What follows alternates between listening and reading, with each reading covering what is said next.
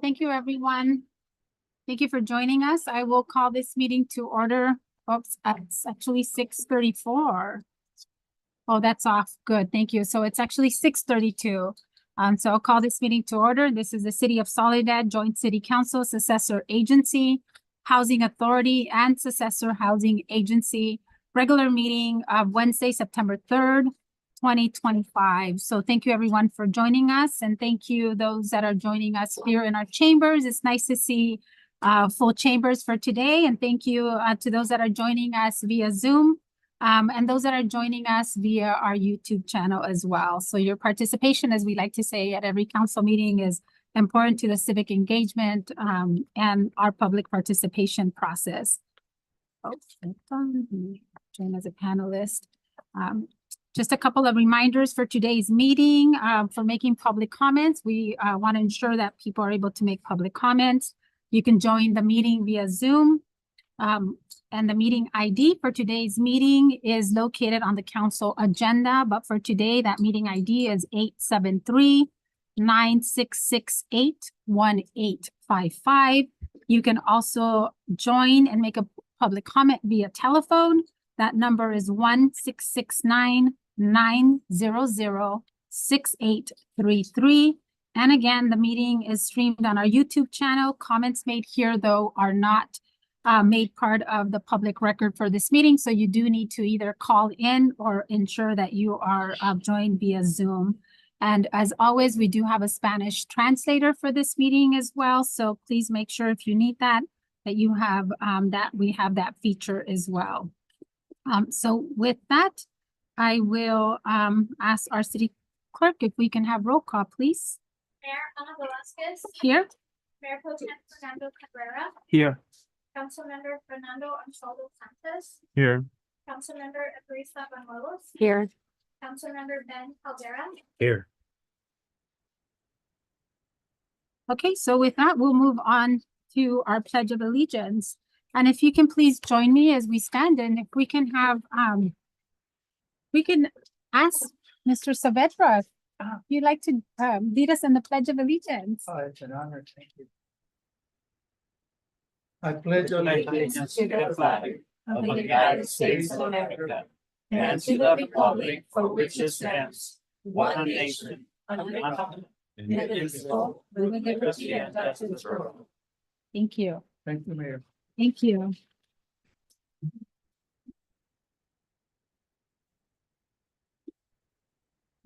Thank you for being here. Mr. Saavedra was our former mayor, so thank you. Thank you for being here. For inviting me, so I'll be there. Yes, absolutely. We're happy to have her here. Thank you. Okay, so with that, do we have any additions or modifications to the agenda? No changes or modifications. Okay. I have a modification, but that's on the presentations. We can switch them, and I think we don't need a modification for that, right? I don't think so. I think on the order of the presentations for the proclamations. Okay, perfect. Okay, so we'll move into public comments at this time. So with this, at this time, then we'll move into the public comments, and any member of the public may address the city council on items not appearing on the agenda, but are interest to the public and are within the jurisdiction of the city council. Speakers do have 3 minutes. If you can please be brief and to the point, and also if we can have you come up to the podium. As a reminder, if you're going to make any comments, if you're on Zoom, please make sure that you use a raise hand feature so we can recognize you. The raise hand feature is on the bottom of your screen. We ask both the public and the council to maintain decorum during the public comment period. Please refrain from making any personal attacks or derogatory comments. So with that, I will open it up to public comments. We do have, and then before that, I also want to make sure that if we have any written comments before we go into the public comments from any of those that are here in the chamber. Okay, we have no written comments. I do have a public comment card, but let me first address those that are joining us here in our chambers if there's any public comments. Okay, so there is a comment card that was completed from Vanessa Velasquez. Vanessa, if you can come up to the podium. Hello, my name is Vanessa Velasquez and I live here in Soledad and have been a citizen of Soledad for many, many years. My comment is towards the scheduling of Day of the Dead celebration, which will be held at the rec center this year. Due to, I think, decorations that will be done for November 1st.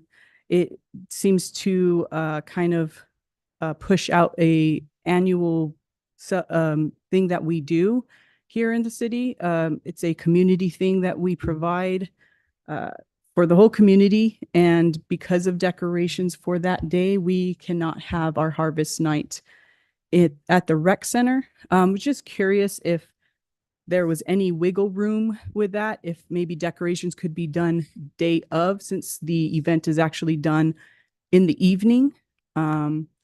If not, I understand it's something that maybe has already been decided, but maybe going forward I've heard that this is a celebration that wants to be put into like an annual thing, that may conflict with what we've been doing for decades.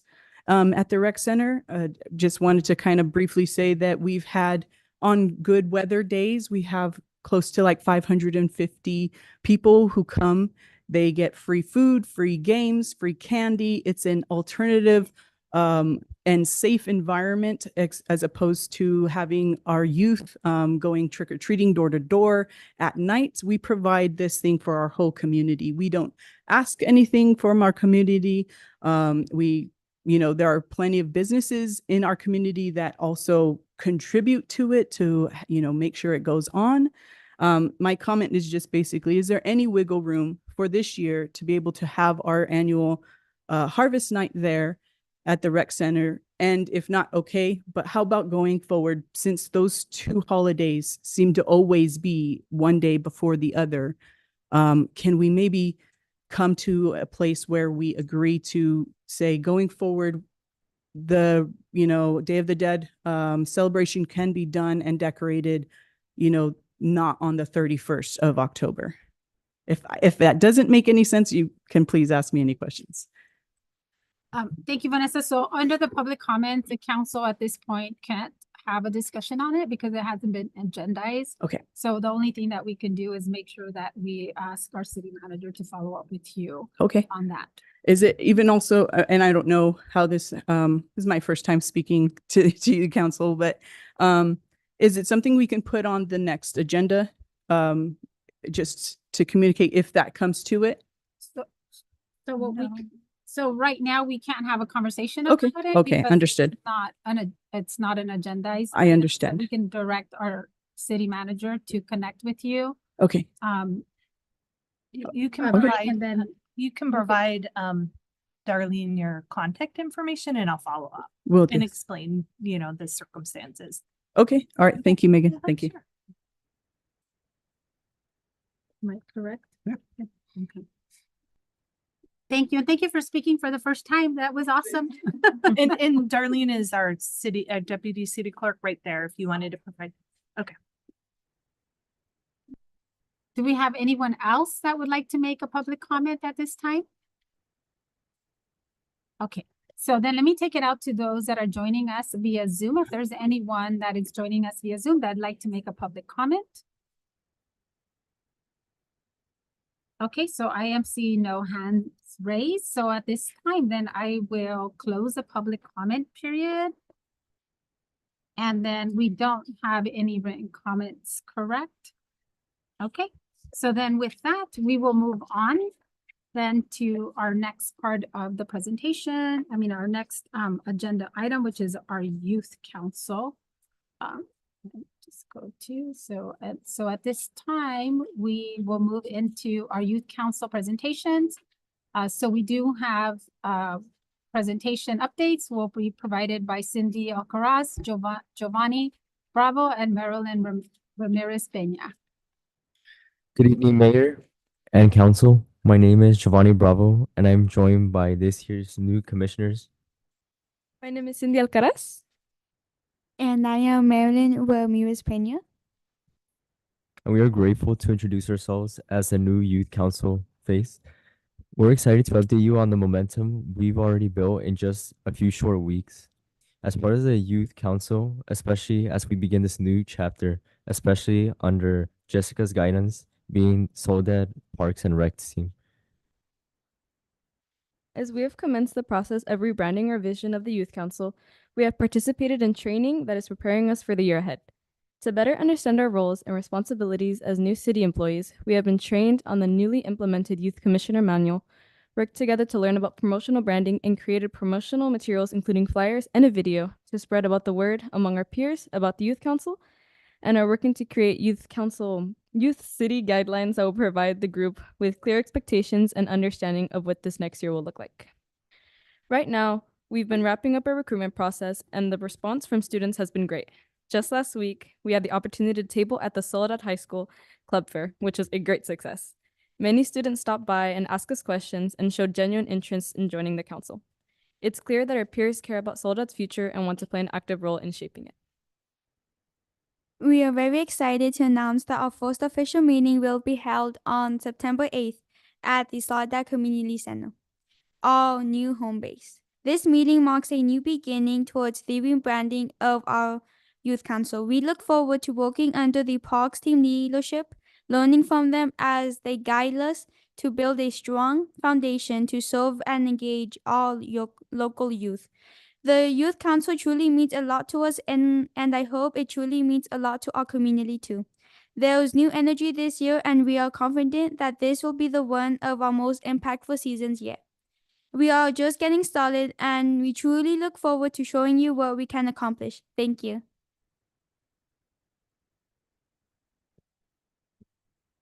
Thank you. Thank you for that report also, and thank you for the information that was provided.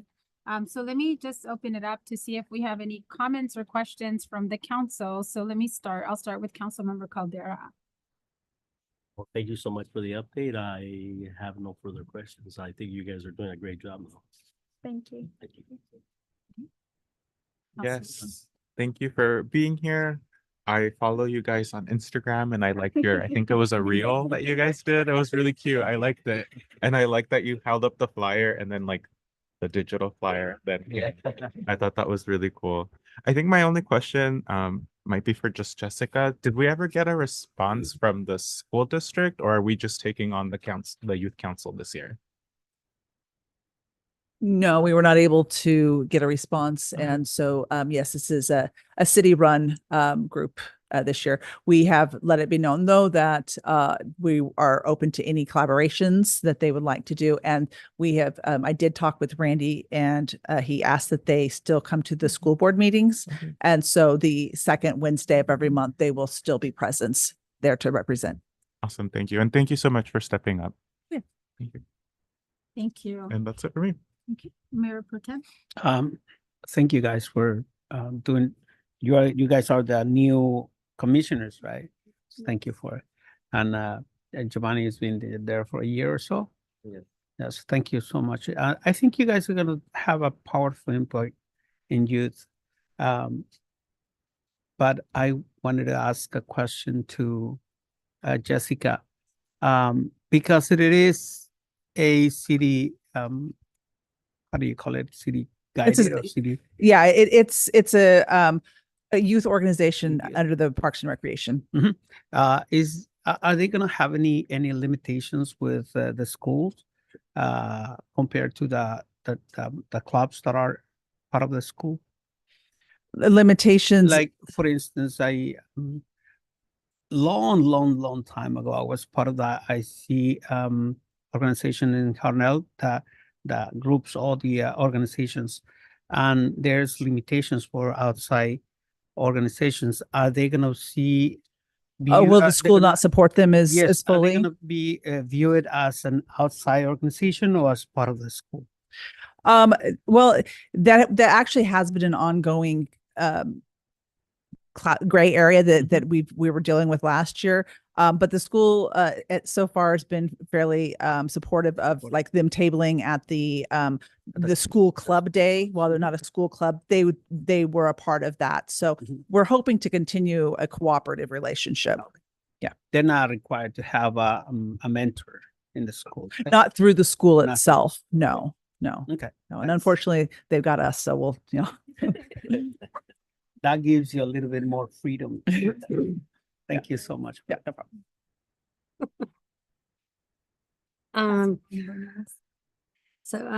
Giovanni, Cindy, Marilyn, thank you guys for your passion and your heart and the hunger that you guys have. And quick question, you had mentioned about how many students came to the table, how many were interested?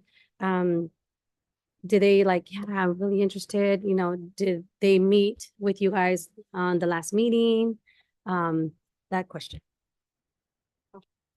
I can answer the question, but at the table, since it was me and Giovanni that were tabling, Mhm. there was around like 40 people, and we also had this like little drop thingy. So they had to like listen to us kind of saying our mission and also like the meetings, and then they could get like a little prize. But it did pique a lot of people's interest, especially since they had to scan a QR code. Okay. But we got around, I think it was like 35 responses, and we ended up picking around 15. But we haven't had our first meeting yet, and it's going to be on Monday in the parks, Awesome, in the awesome. community center. Yeah. Awesome. And then you said another, when was it was September 8th at where? At the community center. At what time? What time? At 5. Okay. And I think that was he asked my question about the board, so it's okay. Well, thank you guys. Thank you so much for just doing it and just driving, and thank you, Jessica, for taking it. I appreciate you guys. Thank you. Thank you. Well, thank you so much. I know last time we had talked a little bit about the structure, so I really appreciate it. So my question is, and I think some of it, I know I'm not on Instagram, so, but on Facebook, do you guys still have, because I saw the same, you guys are still using the same logo as was it before? So we're still continuing with the same logo as what we were using before when we were in partnership with the school. So just want to make sure that the Facebook page is the same, the logo is still the same. Is that accurate? We are currently working on the rebranding, so we have multiple templates, but we are leaving that to our members that are going to come in and then make it a joint decision. But we are going to rebrand from the logo we currently have. Perfect. And then also on the, you guys are doing the structure onboarding process, reviewing the manual and orientation. So once that's all done, I'm not sure whether you guys completed the guidelines or not. I know you guys talked about it in the report, but once you guys have that, can we get also a copy of it? So we can review what the structure is. So it makes it easier for the council at least. So we're not asking, maybe simple questions that it's already in the manual. And then that way we understand the structure of it as well. So currently we have two. We have one that's a manual that's for the commissioners that was created along the lines of a job manual because they are technically employees. And then we also have a youth council guidelines that they are currently reviewing that we hope to have completely finalized by tomorrow so that we can have it ready for the onboarding of the new youth council. So yes, once that is, both of those documents are fully in place, I'll go ahead and forward those to all of you. Thank you. Thank you. And congratulations for all the good work you guys are doing. Thank you. Thank you. Awesome. Okay, council, well, thank you. Okay, so now we'll go on to the presentations, and council will come back to revisit kind of the guidelines on the council presentations. Today we have quite a few. We have 6. I'm going to defer a few of those. Actually, one I am not going to present tonight. And then we're gonna go ahead and do we're not gonna switch anymore since we have the person that was gonna that we're gonna give the presentation to on number 1 that's here. So but I am going to not present the number 4, the Latino Conservation Week one. We're gonna defer this one to a later time.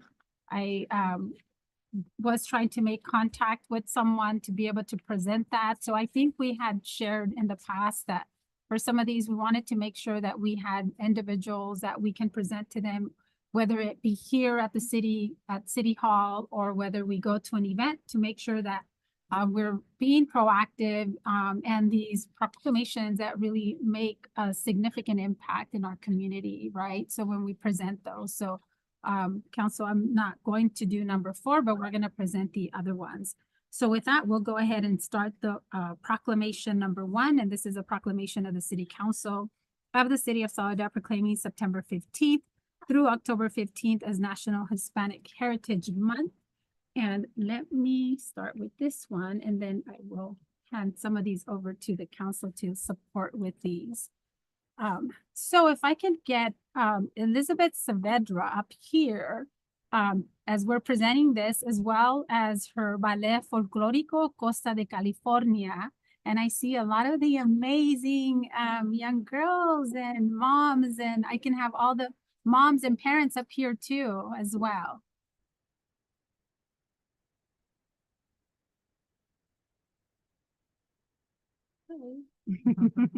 Hi.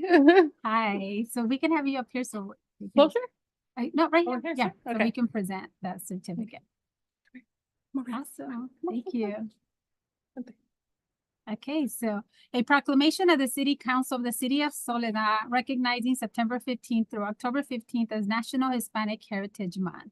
Whereas the United States of America is a nation enriched by the diversity of its people, and the Hispanic community has made an invaluable contributions to the fabric of our society in the realms of culture, education, business, government, and the arts, and beyond.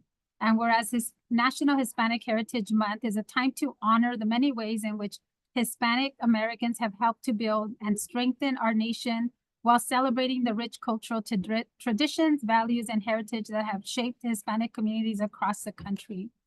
And whereas the 2025 national theme for the Hispanic Heritage Month, Collective Heritage, Honoring the Past, Inspiring the Future, which is awesome because we have the future here, emphasizes both the importance of remembering and celebrating rich cultural traditions and the creativity, resilience, and promise of future generations. And whereas Elizabeth Saavedra has been a leader in promoting folklorico dance in the city of Soledad, funding Ballet Folclórico Costa de California, teaching children and richness of cultural traditions, and sharing the heritage through performance and numerous city events that celebrate the culture so meaningful to our community. It's okay. Now, therefore, let it be proclaimed now, therefore, that the City Council of the City of Soledad does hereby recognize September 15th through October 15th, 2025 as National Hispanic Heritage Month in the City of Soledad, and encourages all residents to honor the contributions of Hispanic Americans, celebrate their heritage, and embrace the collective vision of honoring the past while inspiring the future. And Elizabeth, I want to say that this was an honor for us to be able to present this to you, especially continuing to really celebrate our culture and our next generation, right? That they don't forget where we come from, the roots, and those, especially the music, the dance that really defines who we are as a culture. And in this climate where our immigrant community is being targeted, and which is really important to be able to continue to show how important immigrants are to this nation, how important immigrants have been to this country. I just want to say thank you for continuing to really uplift the traditions of our Latino culture in this community. So thank you. And this is for you and for the Ballet Folclórico.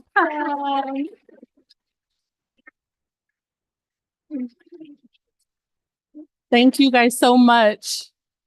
So if you want to share a few words. I do. Okay. I feel really honored and very grateful to receive this from you guys. I put a lot of work into trying to get it started here in South County because I know South County is very scarce as far as our cultural traditions go. So I was really striving for years to try and bring a folklorico down to South County. And so ya se me hizo. So finally I'm able to do it, and I'm able to teach actually at the community center now too. So I've already completed my full year with them. So I hope that I can continue and, you know, be able to encourage the youth and the community to you know, learn about our traditions of our upbringing, where we come from, and, you know, the history of the folklore, because that's, you know, that's where we come from, you know, and I want to thank like my parents. I was able to bring them out, and so and then What a wonderful treat to have our former mayor here. yes, I had to bring them out. I was like, Dad, come on. And then to the right of me are my board members that sit on my board. We actually just got our nonprofit about a week ago. So yes. So it's finally officially coming together. Oh, thank Yeah. you so much. Yeah. So this is very, it's an honor. It's an honor to receive this, definitely. Awesome. Thank you so much. So what we're gonna do is if you can, we have a couple of other proclamations. This Of is course. for you and for your Ballet Folklórico Cosa de California. Awesome. But if you can wait so we can take a photo. at the end, Definitely. if that would be okay. Yeah, of course. And I know the girls want to dance, so. We can do something if you guys want. We have a long city council meeting, but I know you guys are all No, definitely. at the event, and we really appreciate having Definitely. a local folklorico group here because for a long time we didn't, right? Yeah. We had different ones, but for the last year, you've been really solid for us here, and it's just been amazing to be able to see. And I that. actually started with the folklorico here in Soledad growing up for many years. I started at 9 years old up until I think the group kind of stopped at when I was 17 years old-ish. So it was around for like a good 8 to 10 years. Well, Yeah. thank you so much. So we have this for you to present to the board members. Thank you as well. And so if we can hold off and then we can take a Definitely. picture with the board members and your parents as well. I know your mom, I used to see her at the gym before, and so I know she's busy, but so we'll hold off on this and then Okay, we'll come no back problem. and present it. No Yeah, problem. thank you.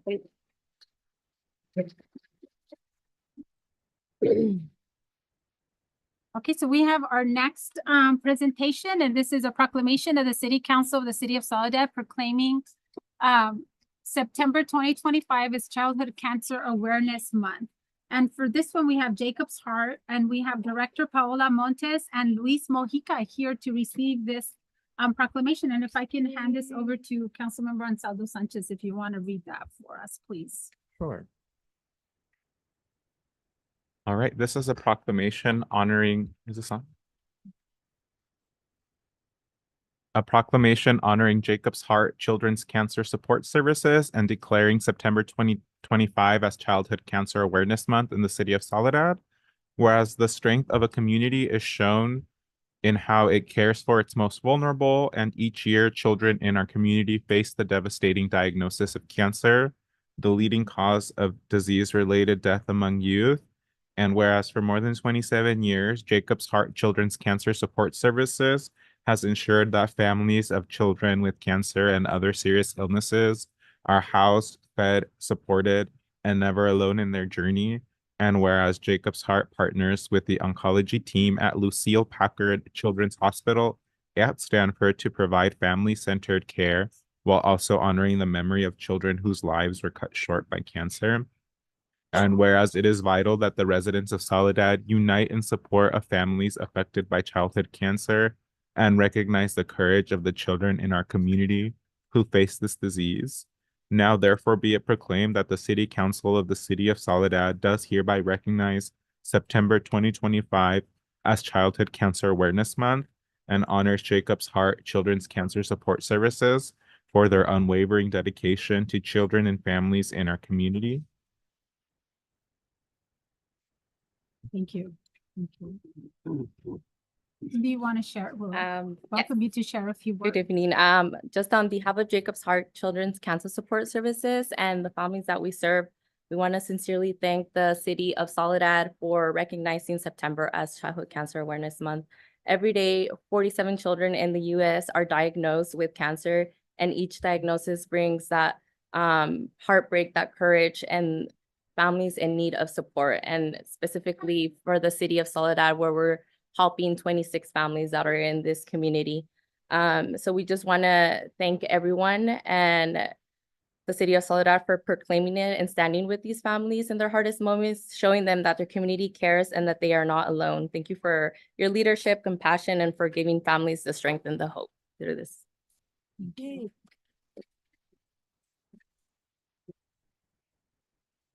And also the same, if you want to, we would love to take a picture as well and then provide the proclamation as well. Okay, And so we have our next proclamation, and this is a proclamation of the City Council of the City of Soledad proclaiming September 2025 as National Recovery Month. And so here we have Sun Street Centers, and we have Denise. Oh, so we do have, I know Reina's not here, but we have Denise. Yes. Yes, so Denise is here, Denise Velasquez, and we have Rosalino also, so if you guys want to come up.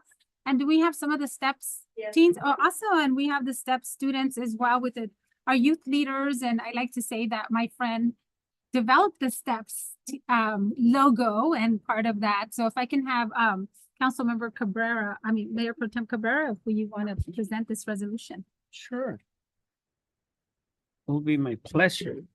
A proclamation of the City Council of the City of Soledad recognizing the month of September as National Recovery Month. Whereas National Recovery Month started in 1989 and is observed each September to celebrate the gains made by those in recovery and to recognize the dedication and service providers and community members who make recovery possible. And whereas substance abuse and mental health disorders affect millions of individuals and families nationwide, but with commitment and support, people with these disorders can achieve healthy lifestyles and lead a rewarding life in recovery. And whereas as March 2025, more than 77,000 lives were lost nationwide to drug overdose and the preceding 12 months, underscoring the urgent need for services.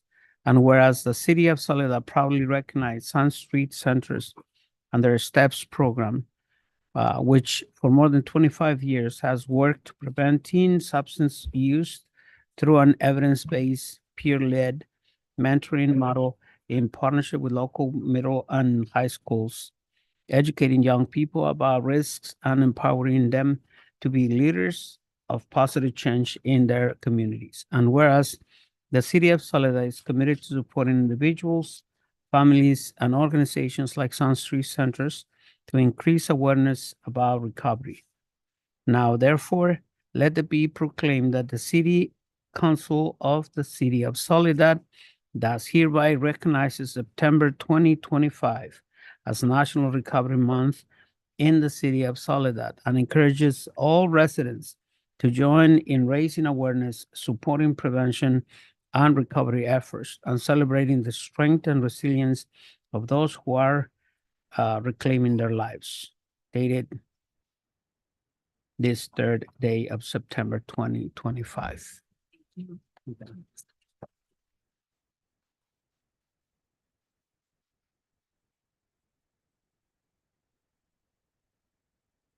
Good evening, Mayor Ana Velasquez and members of the council. My name is Rosalino Sanchez, Venture Coordinator for Sun Street Centers in South County. On behalf of Sun Street Centers and our STEPS Youth Students Leaders, we would like to thank you for honoring us for this proclamation for National Recovery Month, a time dedicated to raising awareness about substance use and mental health recovery. For over 50 years, Sun Street Centers' mission has been to prevent alcohol and drug addiction by providing education, treatment, and recovery regardless of income level. We take this opportunity to thank you for being a valuable partner in our program efforts. We recently hosted our second annual Overdose Awareness Symposium in the city, which with over 180 people in attendance.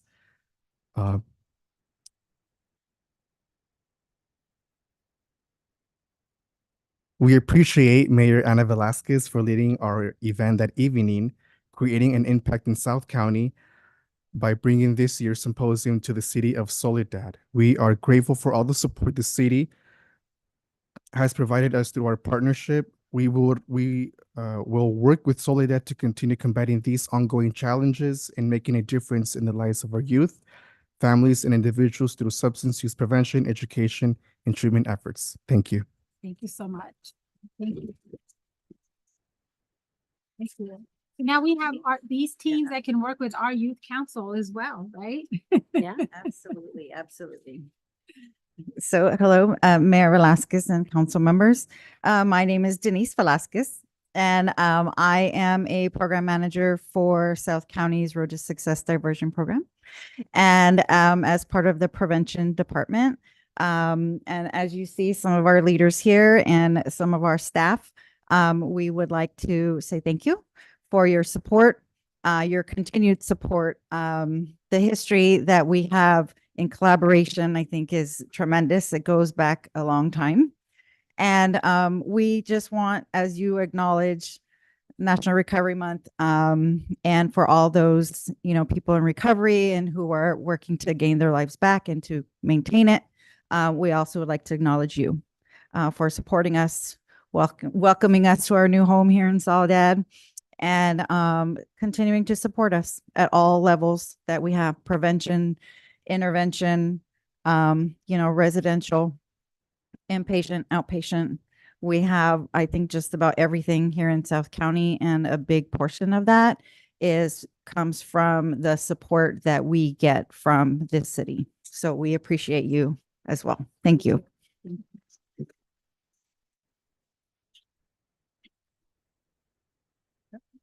No. They said we're good. Thank you. Okay, so we have two more. So we're going to go down to our proclamation of the City Council of the City of Soledad proclaiming the third Tuesday of September 2025 as National Voter Registration Day. And for that, I will turn it over to Darlene Noriega, who is our City of Soledad official, elections official. So I don't have the proclamation in front of me, but I just wanted to thank you on behalf of the Monterey County Elections Department.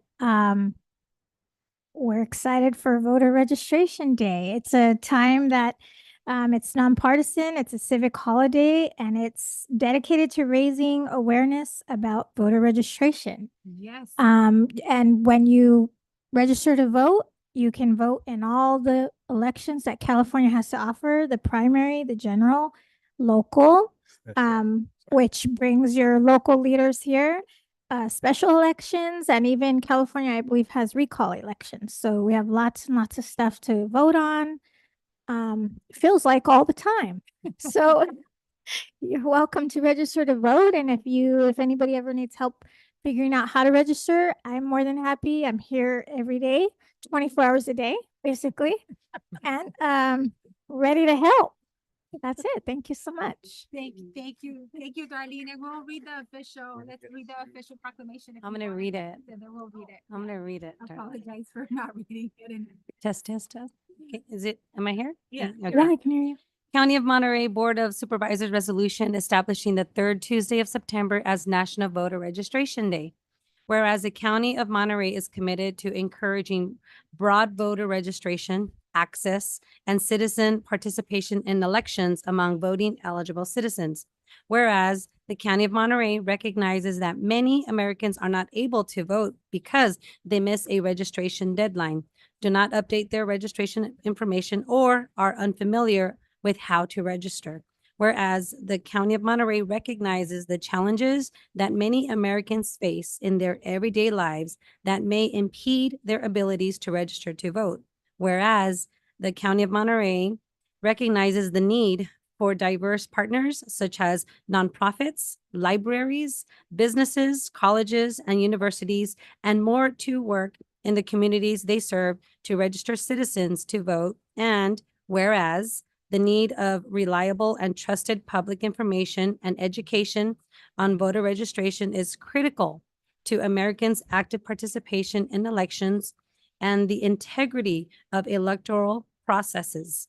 Therefore, now be it resolved that the County of Monterey shall declare the third Tuesday of every September as National Voter Registration Day and commits to joining national efforts to support voter registration and citizen participation in elections. Adopted the 16th day, September 2025. Awesome. Thank you, Darlene. Thank you for your comments in advance. Okay, this is the final proclamation. And if I can get, this is for the American Cancer Society, and this is a proclamation of the City Council of the City of Soledad supporting the Salinas Valley Relay for Life. And if I can get our Nancy Valdez, who's the Senior Development Manager for the American Cancer Society, the Western Region, and Norma Aguilar and Tom Bennett, if I can get you up here to the front, please. Thank you for being here, and thank you for driving all the way from Salinas to City of Soledad. Yay. So long. Super appreciate it. Yeah, of course. Thank you, Mayor Ana Velasquez. Well, with me, I have my leadership team. So Tom Bennett will be speaking on our behalf, but just want to say thank you. Thank you for coming out to paint the town purple last week. It was exciting. And we actually had no idea that these young little ones were a part of South County. So thank you for having that partnership already. So, and we already got hopefully the commitment to come the day of the event. But next to me is Tom Bennett, the event, one of the event co-chairs. And then I have Norma Aguilar, who's helping us with team leads. So Tom, I'll let you take it from here, but I just want to say again, thank you. And thank you for painting your town purple. So yeah. Thank you. And let me read the proclamation, Tom, so you can come and speak. But whereas the City of Soledad recognizes the importance of supporting our community in the fight against cancer, and whereas the Salinas Valley Relay for Life is a powerful event that unites residents to celebrate survivors, honor the memory of loved ones, and raise critical funds to fight the disease. And whereas this year's Relay for Life will take place on September 20th at 4 p.m. in the 100 and 200 blocks of Main Street in Salinas, bringing together families and neighbors from across the region. And whereas the proceeds from all events will support the American Cancer Society's mission to save lives. Oh, sorry, I lost my place here. To save lives through groundbreaking research, advocacy, education, and vital patient services. Now, therefore, be it proclaimed that the City Council of the City of Soledad proudly declares its support for Salinas Valley Relay for Life and encourages all residents to form teams, participate, and contribute to this important cause. Together, we stand united in the fight against cancer. And as we said yesterday, oh, my trophy, the trophy, I have it in my car. I have to bring the trophy. Yes, because you provided us with a trophy. And so I'll go get it. But I want to say thank you for that as well before you share a couple of words. And I think in the last, Councilwoman Bañuelos was there and Councilmember Caldera and we shared as well that we lost community advocate, one of our beloved residents, Vicky Del Real, who lost her fight with cancer. And on her behalf, we were also there, in her memory to make sure that we continue to raise awareness and to find the funds to fight for cancer. Well, thank you. It's sadly, cancer doesn't care what color you are, doesn't care how old you are. Friends from Jacob's Heart know that. Before I respond to that, I just have to comment that I am truly impressed how many young people are here tonight and how many people of a young age are involved in their community. God bless you, because it's scary for me being involved in a lot of charities, not just American Cancer Society, that most of us have gray hair. So it's nice to see you guys out. Keep it up, because you are the future and you can make the world what you want it to be. And we need your help because some of us old guys are getting ready to hang it up. So I challenged you in Salinas. Next year, we would love to have you guys participate with us. We would love to see the whole South County participate in some form of a torch relay we have to figure out what that is. But, with the pandemic, we really lost a connection to a lot of the outlying communities from Salinas. And yes, we know we're the 800-pound gorilla in Monterey County, but every dollar that we raise is critical. I was told 15 years ago that I probably had less than a 5% chance to be alive today. And I know specifically the man who developed the drug that saved my life was funded by the American Cancer Society, and as have 53 Nobel laureates. So American Cancer Society is pretty good about picking horses. And it's going to take the whole village And we can't count on Washington anymore for a lot of things. Let's not go there. We can. It's pretty scary. I do find it a little bit interesting. We were just talking about voting. Please register to vote. Let's get out there and make changes. But we appreciate your support. We look forward to working with you. I would love to come down here next year and have an event with you. Because together we can make cancer the thing that our grandkids don't know what it is. That would be my goal. And Absolutely. so thank you. And well, it's great for your support, and we'd love to work with you going forward. So Absolutely. Thank you. thank you. Thank you. Before she says something, so the award that we gave you was not just an award, it was a torch Yes. symbolizing the beginning of this partnership. And so I'm gonna send you a follow-up to you and the council, and it's gonna be a challenge. And so I have beside me, Norma's the South County girl, and I will say that, we're all kind of family, right? Regardless of what town we live in. And no matter who you are, we're almost all related in some sort of way, right? That 5 people away. So I will say we all challenge each other because, we've all been touched, and regardless of when that is, I have a 13-year-old who's a survivor. And so I have those shoes and I have to have those boots on. But here today, I say, let's challenge ourselves and not wait till January 2026. So with that, Norma, go ahead. Just want to speak briefly. Thank you, Mayor Velasquez and city council members. Thank you for this recognition. I am a South County girl. I didn't grow up in Soledad, but I grew up in Gonzales. So when they asked me to participate with Relay for Life, I took the Salinas Valley out of it. And I'm like, well, wait a minute. Where is the Salinas Valley? Where are the cities from Salinas Valley?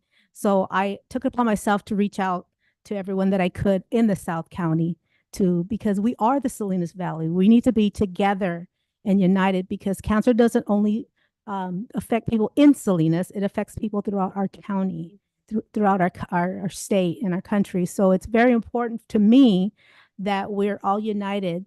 And I know we talk about next year, but I'm still talking about this year. So I would really encourage the city and the citizens of Soledad to join us this year. Reach out, look at our website. My name, my phone number, and my email is posted everywhere. So please reach out to me. Let's get a team started for the city of Soledad and come join us on September 20th because it's not about next year, it's about today. And so we can work together. So thank you so much for this recognition. That's really dear to my heart. I lost a brother in April, so it will continue with me for a very long time. Thank you very much. Thank you.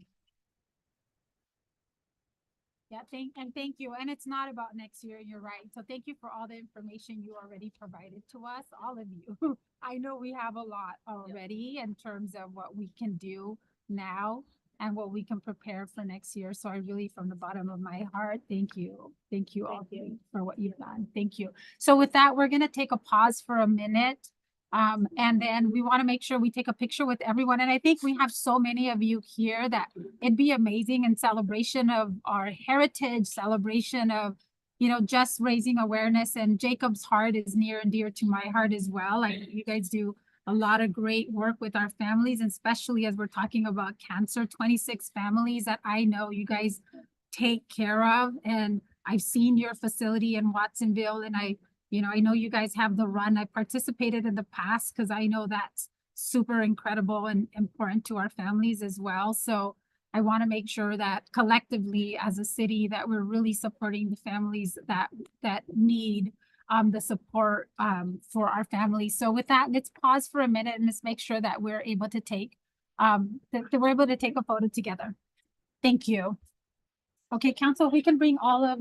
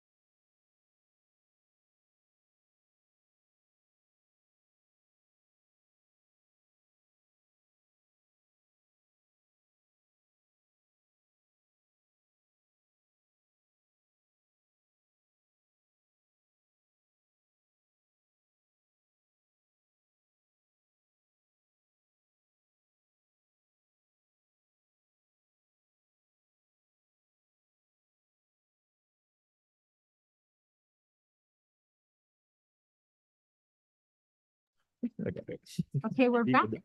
Okay, thank you. Thank you so much for your patience as we had a lot of proclamations to present today. Part of our just recognition for the month of September. So we'll move on to our next item on our agenda, which is our consent calendar. So for today, we have 10 items on our consent calendar. So I'll ask any member of the public if they have any items on the consent calendar that they wish to pull for discussion or comment. Okay, there's no one from the public here in our council chambers. Anyone that's joining us via Zoom? If there's anyone that is joining us via Zoom from the community that would like to pull an item from our consent calendar for further discussion or comment, if you can please raise your hand. Okay, seeing no hands raised, then I will bring it to the council if there's any items to pull for comments or questions. I have one item on our consent calendar, which is our minutes, but it's only, I just have a comment on that. I have a comment on agenda item number 9. Okay. I think. I have a comment on number 6 and 7. The consent calendar. 6 and 7.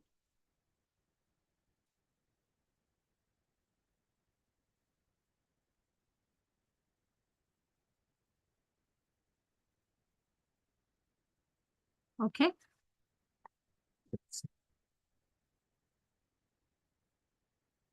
Okay, council, so I'll entertain a motion to approve all other items on the agenda on the consent calendar with the exception of items 1, 6, 7, and 9.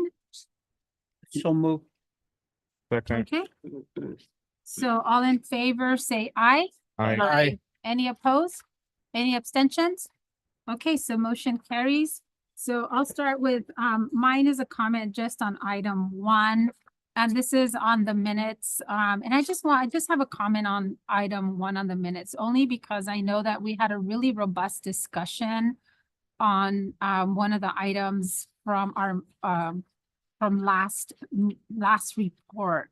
And the meetings on the minutes really don't reflect a lot of the discussion. So I know that, the meetings the minutes just reflect kind of the just really brief what the agenda item was and then the votes. But on some of the items that I think are really critical, I would like to see a little bit more discussion. And this one was on the CAL FIRE contract, and only because it was a very significant budgetary item. I know that there was a lot of critical discussion and concerns, that at least on my end, that I raised in regards to the CAL FIRE contract. There was no mention in regards to the impacts of the staffing policies that were apparently, statewide policies. But I would like to have seen a little bit more, at least for our community members, for future reference in terms of the impact to rural communities like Soledad. And if there could be, I know I asked CAL FIRE that if there could be future exemptions made or other alternatives, possible alternatives to address safety concerns also with firefighters, but that also address the financial impacts to small rural communities like ourselves. So I think for me, that was really important to be able to capture some of that language in the in that conversation that we had with CAL FIRE, because it was an ask that came from that discussion. Yeah, and through the chair, because the meetings are taped and televised, we have kind of shifted to make our minutes more action oriented. So I understand the point, but it's hard to always know what is sort of the most essential things to pick up. So we really do, and this is a little bit on me more than Darlene, but we do try to just capture a little bit of the summary of a very brief summary of the minutes, just because we then can, guide people through the actual video of where to see those discussions. We can, if you have revised language specific to the minutes, we can come back and put a little extra information. But we just want to make sure that we kind of honor the more action minutes. And this is consistent with not just us, but all, like Salinas does the same thing. A lot of the other jurisdictions, they do these action minutes now that they're televised. Because we don't want to also get things wrong when they can actually, a person can actually see exactly what was said. And I know we did get some guidance during that meeting also to follow up with CAL FIRE. So we are in those discussions moving forward, but if you have specific language you'd like us to add, but that's kind of been our policy for some time, is just to do a more basic summary. We can come back and bring back those minutes, but we do try to keep it. So when Megan, so when you say action minutes, I mean, there really isn't any discussion on it. It's just really just the item and then the vote. So Right. that's it, really what we're doing then. I mean, I seen it, but I think for this one, because it was such a heavy financial concern for the city. But I hear you, but so we're just doing the action and really not a lot of discussion on it. I think the only thing that we do capture, if there's a specific direction, you might put that in the notes, but yeah, it's usually just the title and the action taken. Okay, well, I just wanted to comment on that one. And I think for that one, for me, it was important. So I'll go back and look at the language and if we can add it to that. Yeah, we can if bring you it want to table the minutes, and you have some recommended language, we can bring it back next week. Or next time we meet, which I think would be October 1st. Okay, can I make a motion then to table the minutes on that one so I can bring back what, I wrote it down so I have it. So I can send it to you. Yeah. Yeah, okay. I think that's okay, right, Mike? Can we do that or not necessarily? Yeah, you can do that. I mean, in the future, I think if there's some possibility that you're not going to take action, let me rephrase this. If you're just going to make a comment on an agenda item on the consent calendar, we don't need to necessarily pull that item. We can just have the comments on those items and then just approve the entire consent calendar at the same time. But if there's some possibility like this one where there may be some action that keeps you from approving, then pull the item, and yeah, we can definitely table that and bring it back at the next meeting. But in the future, it'd be better, I think, if we just if all people are going to do is make a comment, we don't need to actually pull the item from the agenda and then have the comment. We can just go through, make the comments, and then approve the entire consent agenda at one time. Okay. Okay. So pull it or don't. No, just people can just say, hey, I'd like to make a comment on, item 4, and somebody else says, I want to make an comment on item 6. And we say, okay, let's just work through the comments, and then, okay, we got all the So comments. we don't have to pull them. Because the comments really are just a comment. Like sometimes the comments are, I just want to express my appreciation to so-and-so for such and such and such a thing. The item doesn't need to be pulled. Oh, got it. So only when we really actually have more robust. Something than that just a may comment. impact the actual adoption of that particular item. Got it. Okay. Okay, council, we clear? Because I didn't know. So That's good to know. yeah, that's good to know. So don't pull it unless, if it's a comment, then we don't need to pull There's it. nothing wrong with the way that we've been doing it. It's just maybe it'll be more time efficient if we just, Okay, got it. Okay, so that's on me. Okay, perfect. So I'll bring back, then I'll table the minutes, and then I'll give you my language to add to that, just to that one. Okay. Okay. Okay, then I'll move on to items 6 and 7, and I'll turn this over to Councilwoman Bemelis. Yes, just a comment, the Community and Economic Development Department activity report. You know what? I appreciate the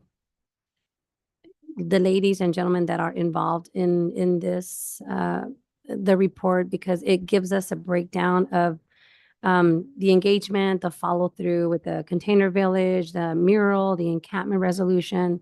And, you guys do a lot. And I really just want to make a comment saying thank you and appreciate your work.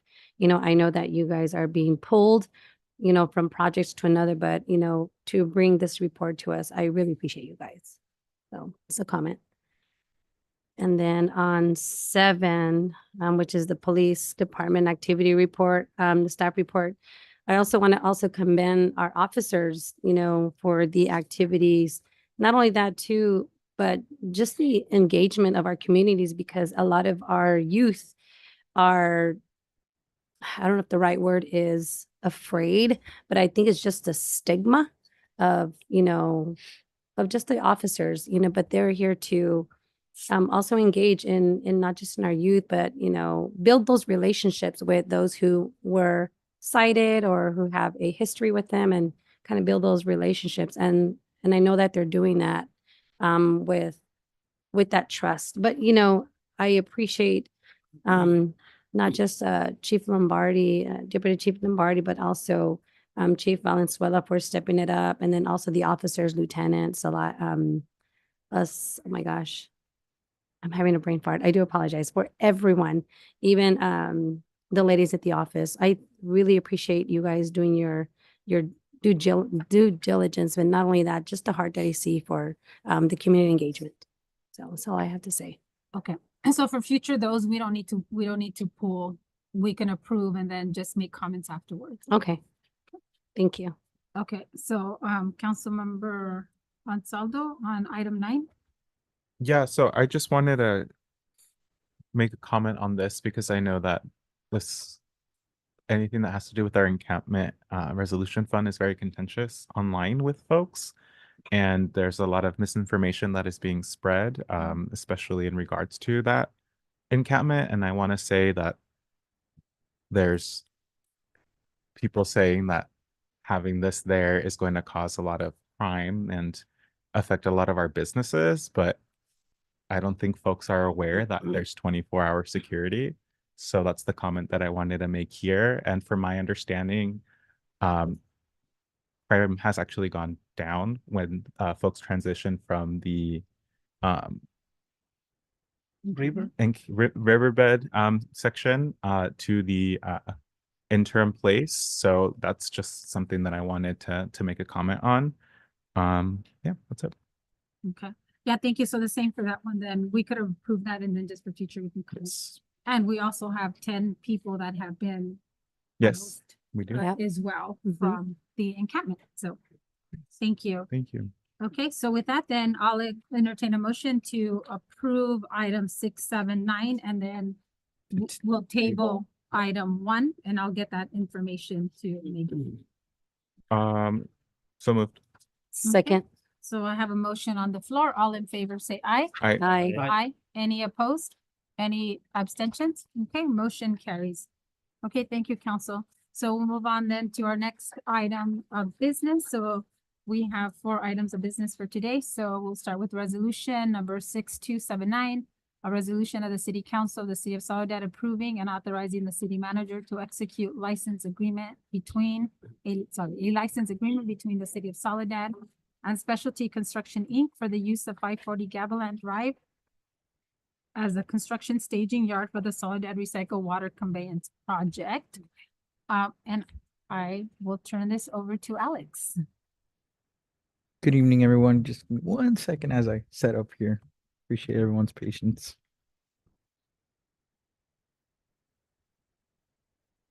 It's been a while getting all these notifications. There we go. Well, good evening, everyone. Madam Mayor, council members. Alex Ramos, Assistant Engineer with the City of Soledad Public Works Department. As the mayor mentioned, the item before you tonight is a license agreement between the City of Soledad and Specialty Construction for the use of 540 Gavilan to use as their construction staging yard for the upcoming and highly anticipated Soledad Recycled Water Conveyance Project. So as the council may already know, when the city undertakes projects of this scale, or typically any project really, we have contractors that mobilize into the city and establish temporary staging yards, right? Often these staging yards are located in properties under the ownership of the City of Soledad, and before contractors mobilize into that property, they typically adhere to a set of conditions before taking it over and making it their own during the duration of the project. The most recent example of this was MPE or Monterey Peninsula Engineering on the Front Street Maintenance Project. They were using those vacant lots between Ace Hardware and Cesar Chavez Park for some time. And typically when they hand over those sites, they bring them back to the original condition in which they found them. If not, they leave them better. In this case, MPE not only cleaned up the site, they graded it and left it really nice. So with that being said, SCI has informed city staff that they are done with some of the prior commitments they had before embarking on this project. And they're fully ready and in full force to undertake this project and allocate all the resources they have and wanting to mobilize into the city. So the city and the contractor have been working diligently to establish and identify some staging locations. If I can have kind of the city council just look at the screen here of the updated recycled water project map, and I'll provide a map for those who are interested at a later time. This is what the deductive change order essentially limited to the parks to. So you'll notice that a lot of these pipeline works are throughout the city. We were looking at various locations. We were looking at the empty lots at the corner of Gavilan Drive and Orchard Lane Park, those by the townhomes or apartments there by Jack Franchione. And then we also looked at that empty lot next to Veterans Park that, from my understanding, I believe the carnival staff uses it as their parking lot when they come in for the carnival here in the city of Soledad. Staff and SCI, the contractor, ultimately determined that 540 Gavilan is the best location given its centralized location for this whole project. You'll notice that we did do our due diligence in looking at some of these other sites. Unfortunately, in conversations with the private owners, the contractor failed to actually get responses back from them, thus turning our attention back to 540 Gavilan as the viable option. 540 Gavilan, just for reference and clarification, that's that empty lot right next to Toledo Basin. 540 Gavilan is a vacant and undeveloped property that the city recently purchased with the goal of developing it into an affordable housing. City staff has drafted a request for qualifications to solicit a developer to build the required affordable housing and expects to issue this RFQ on or before September 5th. Entering into this license agreement will not hamper anything. It will not interfere with any plans, timelines, or the developing of this property. Once the developer is identified for this property, it will take at least 2 years to develop shovel-ready plans and secure financing before breaking ground. By then, the recycled water project will be complete. The license agreement does, however, for reassurance, include provisions that allow the city to terminate the agreement earlier if needed to support the future housing development. Utilizing this property, 540 Gavilan, that is, as a staging yard, really ultimately benefits the city. Given its location, it will minimize impact to both residents and traffic. Having people navigate from potentially the wastewater treatment facility into town, that's a massive equipment. A lot of materials being shipped back and forth. They're not the fastest vehicles moving around. So given the equidistant of 540 Gavilan to the rest of the the project, it just makes sense having them there. Not only that, but it ensures oversight of the materials and equipment stored on site, and it avoids the risks that may be associated with any private lease agreements. The fact that 540 Gavilan site is available for immediate use enables this project to continue moving forward and essentially allowing us to meet the strict deadlines that are set forth by this state-funded project here. So staff has prepared a license agreement for the use of 540 Gavilan. I have a list of conditions here that I won't read all of them, but I did want to highlight on these last 3 here. The contractor is responsible for keeping the site clear of weeds and debris, so it'll be nice to look at when you pass by. Contractor is responsible for rough grading of the site. That's pretty common and typical. And the contractor acknowledges that the city retains the right to issue a 30-day notice to vacate the property in the event that the property is being sold. We did run this license agreement by the contractor. They fully acknowledge what they're entering upon, and they have no issues with the license agreement. The license will also contain standard legal provisions recommended by the city attorney. Thank you once again, Mike. I was going to say, upon approval and execution of the license, SCI will be authorized to mobilize and start using the site. One thing I did want to note was approving this license agreement will not result in any cost to the city or the contractor. If anything, in fact, if the lot remains vacant, we have to spend money to secure and continue keeping the lot continue the efforts of weed abatement and ongoing maintenance, as opposed to having now the contractor oversee and undertake those obligations by allowing them to use that site. So with that being said, staff is recommending that the city council approve or consider and approve the lease agreement presented tonight. And I'm more than happy to answer any questions that anyone may have. Thank you, Alex. Let me take it out to the public first, and then we'll come back to see if there's any questions from the council. So any members of the public that are joining us here, and I don't see any. No, okay. Let me take it out to those that are joining us via Zoom. If there's any members of the public joining us via Zoom, have any comments or questions on this item before us on resolution number 6279. And I am seeing no hands raised, so I will then bring it back to the city council to see if there's any questions on the item before us. And I'll start with Councilwoman Banuelos.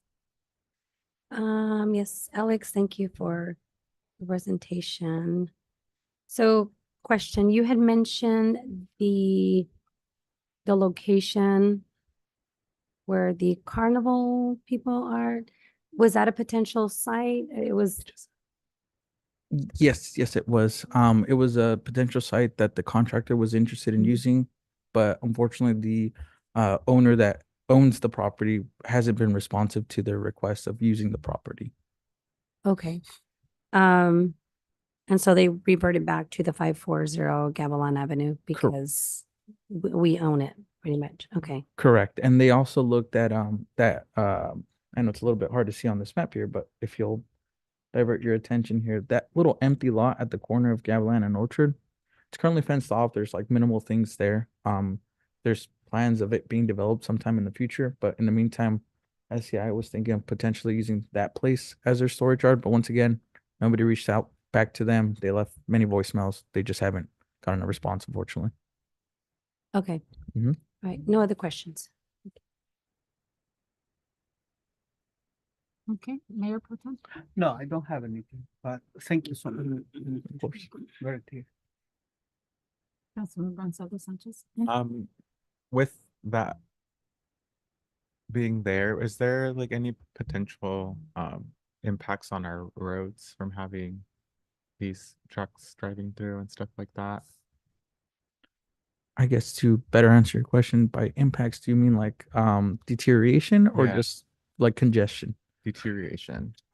Yes, but nothing to the extreme of, they're gonna start unraveling overnight or anything like that.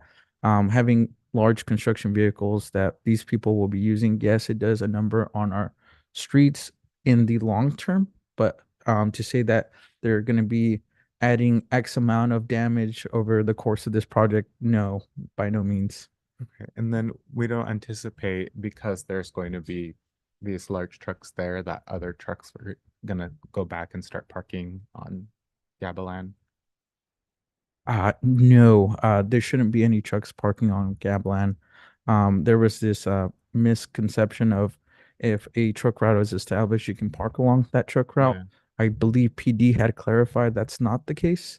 There shouldn't be any issues with trucks or trailers parking on Gavilan, and if there is, then we'll coordinate with PD accordingly. So, thanks. Councilmember Colbert. Actually, the same question on the road. Now the tracking of the mud and all that out of that field, is that something they're going to be cleaning up? Correct. And that's a great question, by the way. When we do have construction sites staging areas like this, Front Street has these, I forget the technical name, but they're like these little ripples that you as you're exiting into the street. It's the intention is when you have these vehicles passing over it, it shakes your vehicle so all the dust and the dirt and the mud stay there. But anytime they track mud out, they're responsible for making sure that not only their site is clean, but anything that they cause is also cleaned up in the process. And we do have a construction management team that's also helping us, making sure they're on top of their cleanliness throughout this project. Thank you. That's all I had. Thank you. Of course. Thank you, Alex, and thank you for the presentation. I do have some concerns, and I have concerns only because I I live in that area and I see some of the traffic impacts. So that area, especially off of Gavilan, it's heavy pedestrian, heavy traffic. That's a that's a residential zone. And we already had some issues when they had the trucks parked off of Gavilan. And so my concern is you're using that as a staging area with heavy equipment for 2 years, right? If that's what I read in the report. There's a lot of students that walk in that area. You have Jack Francioni to one side, you have Main Street, and then you have the high school. So that morning, in the morning, I mean, it is like congested. Yes. And so if you're gonna have construction, I don't know what time construction is gonna begin, but it's a madhouse. And so my concern is even in the evening time, that whole corridor with Gavilan to Orchard, I mean, that's really for a lot of the residential homes up in that area. That's a heavy use corridor for pedestrians. I mean, that's the only place that you really have where people can walk. And so you have a lot of children, you have a lot of people walking their dogs, you have a lot of, a lot of kids. And so I just really concerned about it being in that specific location, having that equipment there, having trucks coming in and out of that specific corridor that's already impacted. And so for me, I'm really hesitant about having that equipment there for 2 years. I really obviously support the project, but I just don't support having that staging area in that location, understanding how heavily it is used in the morning with the kids, in the afternoons with the families that, there's a lot of bikes, pedestrians. And it's just a concern for me in terms of a lot of the heavy use of Gavilan and Orchard in that cross street for me. So if there's another opportunity to really look at other staging areas, and I don't know if Front Street is where we had that city-owned property where there was a staging where we did a lot of that work for Front Street. I mean, I get it that it's kind of what the contractor wants to do because it's within the vicinity, but you still have some of the outer portions of the project that's not going to be close to that Orchard Lane, right? That it's outside in the perimeter. So if there's other staging areas that he can find or try to contact, the other property owners or utilize Front Street. But for me, because I live in that area and I see how heavily that Gavilan is especially with kids and families out in that. It's residential. Through the chair, I think the reason, and you can kind of see it on this map, a lot of the bulk of the work actually just falls on Gavilan. So by actually locating it elsewhere, you put more traffic pressure because that's where the equipment will have to be. And I think I think you bring up a really great point about hours in looking at ways that would limit those conflicts with how they pull out the equipment. I don't think it's going to be a lot of the staging is actually for materials that aren't moving anywhere. It's really for pipes and other equipment that the Front Street property is not large enough for. So I think your comments about concerns about traffic could be addressed through a clearer traffic control plan. It's there regardless, I think, of whether or not we use that staging site or somewhere else, because we're still going to have to take that equipment to those areas. And like I said, if you look at it, there's a heavy amount of work in the areas that you're concerned about where there's a lot of pedestrian activity. Then you have a lot of the perimeter on the bottom that is also going to have a lot of work done. Yeah. So, we can, I think, look at some, when we get down to Front Street, we can look at some of that staging opportunities for the equipment. But the biggest issue is that most of it is going to be pipes and things that are just stored there. And I think we would impose a fencing that is screened so it doesn't look bad in the community. And maybe that some of those adjustments to traffic considerations about times when they would be pulling out equipment could be part of the agreement. So how much, what's the equipment? What's the equipment? How much then if it's just more of the pipes and stuff that's stationary, right? But so what is, so I was thinking of tractors and stuff. So if it's piping, but how many like big rigs or not big rigs, but tractors, machinery, what is the level of machinery that's going to be in and out of that area? That's my concern because you have a lot of children, you have a lot of teens. I mean, kids are walking to and from school in that vicinity. That's my concern. So what is the level of machinery that's coming in and out of that location? Just to, I guess, let me give a two-part answer here to address the prior concerns about the location and everything. I do want to say that city staff and our construction management team have been working diligently and speaking to a lot of the principals up front now, as opposed to when we're, at their doorstep, coordinating a lot of the traffic congestion that they already see at schools. Where did they see the hot spots? And unfortunately, that Gavilan trip, it's all kind of a hot spot, right? So we're trying to minimize the impact we have to traffic. And of course, folks, we're thinking about doing a lot of the work around the schools during the summertime and some of the other breaks like the fall break, the winter break, and of course, spring break. To say that this construction project won't cause any traffic impacts, well, that'd be untrue. We'll try to minimize it to the best we can and it's the best ability. In terms of hours, though, I do want to just note we learned a lot from our Front Street maintenance project.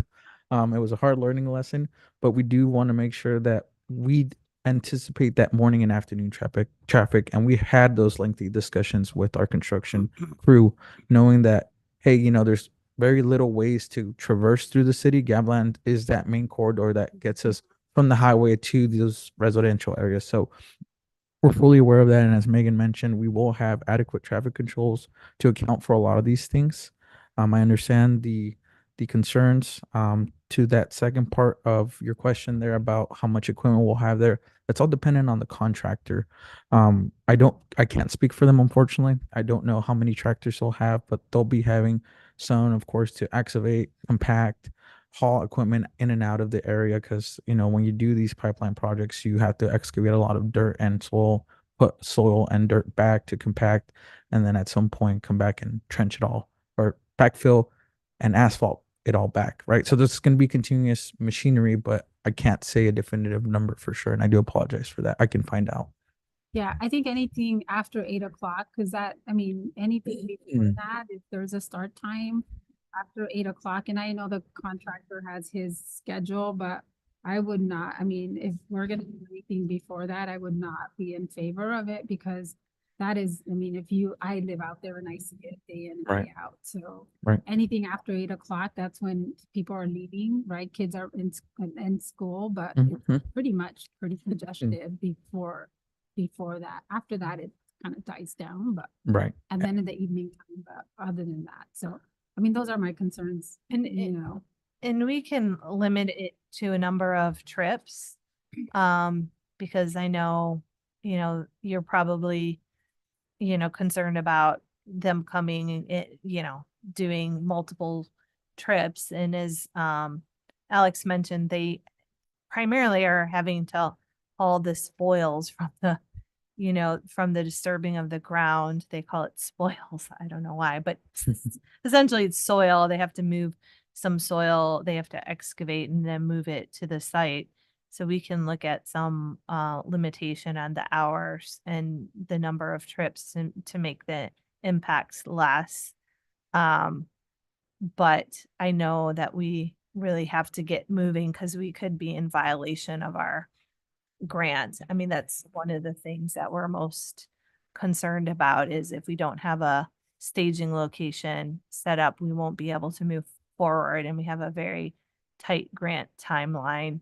And that's why we ended up on the location. It's not the best choice, but I think we could work out some of the details with your concerns about having too much traffic in and out of that location. we could maybe even utilize some of the Front Street to minimize some of the equipment when we get down to that area to the south. That would be my kind of proposal to address some of your concerns. Yeah, To the chair, yeah. can I Okay, make let a me- comment? Yeah, let me go. It was to- first, yeah. Yeah, Yeah. and then I'll come back. Can I make a comment? I wanted to kind of revert back to what you mentioned earlier, Alex, about having that experience from the Front Street project, you know? My thing is that, is it the same contractor or is it a new contract that's coming into? A new contractor that's coming in, and this is their, as you would say, bread and butter. This is what they do on a daily, just, Okay. underground work and utility work. So Okay. they know how to move, maneuver, and really ensure that they upkeep the best conditions they possibly can. Okay, and I do understand, and I understand the concerns of Mayor Velasquez and of course the damage with concrete and all that with all the trucks involved or anything in that manner. But I know that from that experience, you guys are going to be, and also the contracts can be proactive, and of course Yes. social media. Mhm. Also, with the hours as well, like, because of just the time of the grant.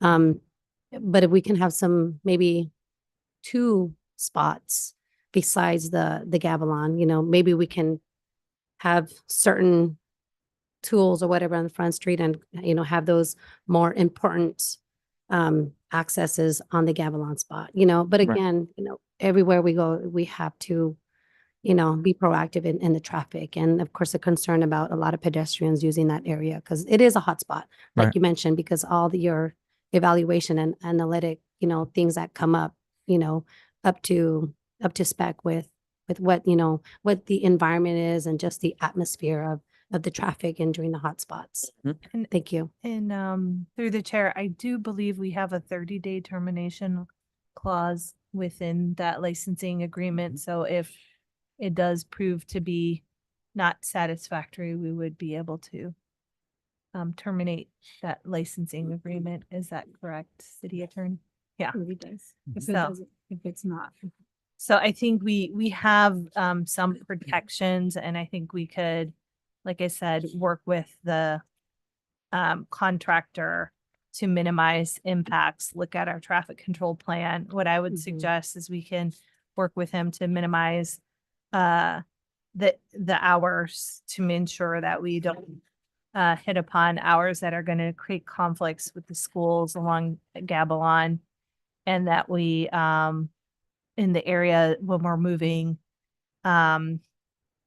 south, if we can store some equipment on Front Street to minimize the amount of trucks coming in and out, and maybe using the bigger site to stage some of the pipes, which is why we need so much space, is because of the equipment, or not equipment, the materials. I think we could have an agreement that works out. And then, as I said, if council says, this is not working for us, we can terminate the licensing agreement. Yeah. And it's, because this is a licensing agreement, it's a revocation, basically. The license basically is the right to come onto the property, use the property. That's why it's different than a lease agreement, right? Where you actually have a tenancy that's established and rights and so forth as a tenant. This is much different than that. Because it's our property. Right. And I was just gonna briefly just interject real quick. They are aware of that 30-day notice, and just because we're going forward with 540 gallon, that doesn't mean they'll stop searching for a plan B in the event that they need to be taken off that site. So Councilmember Gonzalez Sanchez. Yes, so I think this a few more comments. I think one, this kind of goes back to just, it seems like every time we have an issue, it has to do with just like traffic in the school. And it's, again, we've always wanted to work with the school district to stagger schedules to kind of fix this issue. They are responsive to us, and it's just like another project, right? Where that could have maybe assisted in that. I see the mayor's point of that. However, I think also it's hard because we're a small city. We don't have that many places that we can put folks. There's a school like in every major street, which is really a detriment for us. If we even were to able to move it in Veterans Park, there's a school there, and that would impede everybody that's traveling in and out of town to go to work. So there's not really a perfect place. My concern with having some of the staging on Front Street is just we are really trying to revitalize Front Street, and I feel that having for 2 years construction stuff there is not the best because it won't look the best. It won't be aesthetically pleasing. And I know that we're trying to move to having a container village and maybe even an interim food truck section there, and just having that next to like construction wouldn't be appeasing either. So there's not really like a perfect place to go. And I think that 540 Gavilan makes the most sense, but I mean, it's going to be an issue, I feel, wherever we put it, really. But yeah, those were my additional comments. Through the chair, I want to make a comment about that. I think that there's, from my perspective, there is not that many spaces that we can utilize. That is basically the most central for that particular. And we know that the owner in the corner is not responsive right now, but I think that we should keep insisting, and by the time that we get to that point, we hopefully have a response from them. This is not the first time that we have that as a stage. That place and the other one in the corner with Gavilan and Orchard. I travel every morning. I take my children to school, and I see a little bit of traffic, but just to make sure that we understand the kind of work is not the work that they're doing in sections. Correct. Right? So they're not traveling all the way from Orchard to San Vicente. They will focus in little spaces first. Correct. And the machinery that they're using is not going to be go back and come. They're going to take it in the morning, do their work, and then take it back in the afternoon to that place. So the thing about the traffic is going to be more complicated when they are actually doing the work right there and people have to travel around. Right.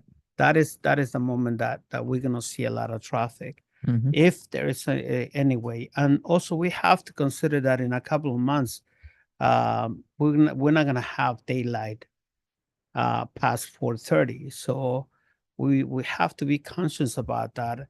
Yes. And because if we ask the company to do blocks of work, they will have to start at 5 in the morning, which also conflicts with the people going to work in the Right. fields. So we have to be conscious, and that is I know that is a complicated thing, but we have to educate our people that what we're doing is the best solution, because we don't have places to go. And I agree with Council Member Ansaldo Sanchez that having the Front Street as storage is too much, because there is no big space to go. Right. So the machines have to go to Front Street and then drive around on Front Street and then go all the way, unless we take the middle. And that's going to be a lot more complicated, but we're going to create traffic everywhere. So I think it's the best place, but we should continue searching for the owners in the corner with San Vicente and Gavilan, so that we can have at least move it to that side and have less traffic in the area. Definitely. Thank you. Thank you, Council, for your comments. I'm going to continue to just on my side. It's a residential area. So regardless, I mean, it's heavily residential. And I think for me, I just don't think it's the best place to be able to have that as a staging area, only because it is significantly utilized and you have a lot of pedestrians. And I get it that you're going to do it in stages. But I'm going to advocate still that the contractor can be able to work around a schedule that doesn't impact already the existing traffic. Right. Because we've already seen that with Front Street. Yes. So we are at the position where we can say, the last thing I want is a bunch of our residents to be able to go up in arms again. Yep. Even if it's something positive that we're doing, that it becomes something negative because we're not looking at traffic control measures. And we can ask, we have the right to be able to ask our contractor to have a traffic plan that does accommodate for the traffic impacts that we already know exists within our streets. I mean, 70% of our population commutes to work. Right. And we know most of that happens within the morning hours. So if we can have a traffic control plan that really addresses that so they can accommodate their schedule of the hours, at least in the morning when we see most of the impact, you know, especially in that residential area of Gavilan. I think that's something that we can do. And then also, Alex, as you mentioned, the other thing that we learned from Front Street is that more social media and awareness after Right. the fact, that was really important, right? To really prepare our residents to know that this is coming. It's a 2-year process, so it's not going to be, you know, expeditious, right? It's a long term and it's going to be uncomfortable. We get it, but it's the more that we can raise awareness to say here's what we can prepare. But I think the social media and having all of the locations that you guys had, like this is where the work is going to be concentrated for this month. Here's where we're going to be working at the next month. I think that worked out really well for the Sure. Front Street. Mhm. So if we can have that as well paired with the traffic control plan, I think, you know, that would, I think, significantly address some of the impacts that they're gonna happen, and I get it. My concern is, again, no perfect place. I get it. But my concern is this is a heavily residential area. That's my concern, and pedestrian safety is where, you know, I'm addressing that. Right. So, is it possible that we can make those as conditions in the licensing agreement? My only concern is, if we don't, you know, if we've talked about maybe not having a meeting on September 17th and they really have to get started, I think, or we're gonna fall way behind in our obligations to the state because they haven't been able to secure an alternate location. Could we put some of the conditions that you're suggesting on tonight and move forward? Would that be possible? Yeah, Would I we- mean, if that's what the resolution has the agreement being approved as a substantial form and content, and it should be easy enough to make modifications to section 4, which is the use of the license area, to indicate that they have to submit for approval a traffic control plan / operation plan, basically, that would also contain hours of operation and so forth and so on. And then if we want to, we can even add something. Oh, no, that actually, the city's burden would be the social media plan, right? Mhm. Correct. Mhm. Yeah, Yeah. so, but yeah, that would be an easy enough addition to section 4. okay, and then you had mentioned limit the number of hours, so that'd be on the operational. That would plan be with part of the hours, operations And plan. then the limit number of the trips, right? So that way it's not, you know, all hours, but it would be a limit number of trips that Yes. we'll do. It's never our intention to send a half full haul truck out if we can fill it up first and send it out first. So we'll be efficient as we can. Yep, can do that. Mm-hmm. Okay, so. Council. So move to approve resolution 6279, the approval of the license agreement as presented with including a traffic control plan and what was the other thing? you said? Yeah, with the And the hours- modifications as noted, modification. traffic / operations control plan, and then to make sure that the plan addresses number of trips, hours of operation, so forth and so on. So, yeah. A second. And then can we, before you, you second, but can we add, well, it's on the cities. So on the city, can we memorialize that the city will also ensure that we have a robust social media plan? Just direct, that Just should be direct? part of your resolution, is to direct staff to conduct a robust social media plan. So that's a modification to the resolutions. Okay. I was like, what? Yep. Okay. Okay, so we have a motion on the floor.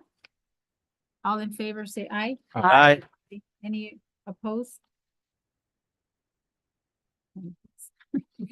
Okay, motion carries. You can't vote twice. A second. Thank you, everyone. Okay, motion carries. Okay, so we'll go on to resolution number 6281, a resolution of the City Council of the City of Soledad adopting the 2025 revised Soledad Personnel Rules and Regulations Manual. So I will turn this over to Fran, who will provide us with an overview. Thank you.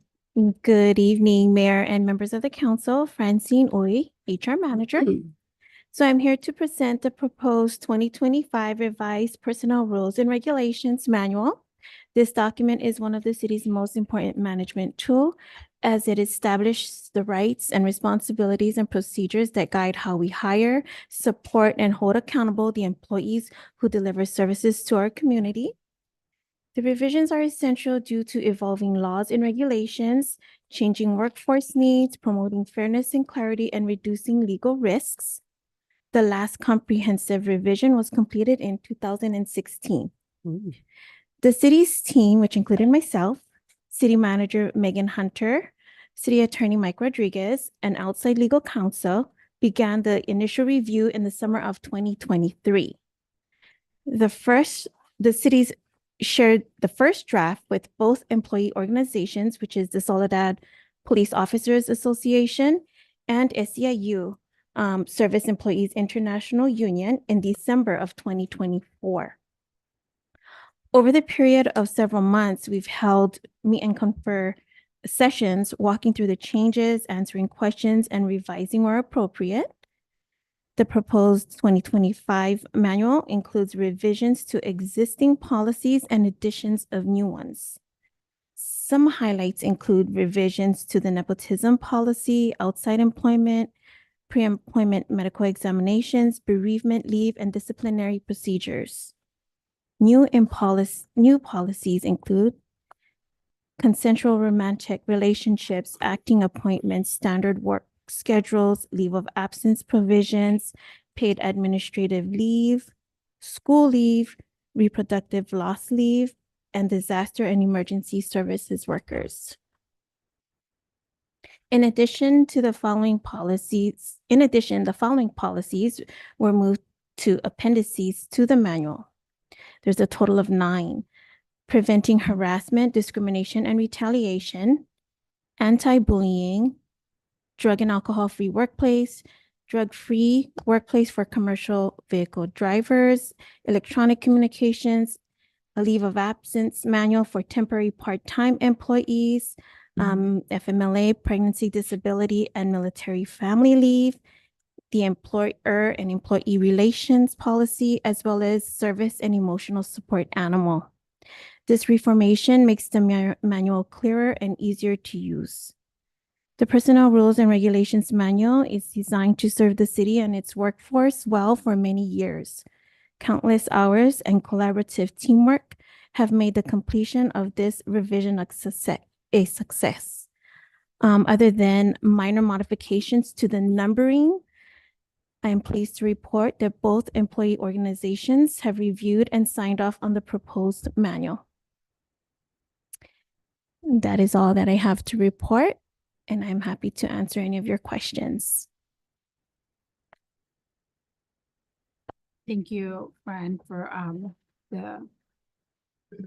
thank you for the document, and thank you for just the information in terms of all of the time and all of the different entities that have reviewed the plan as well. And so really appreciate that.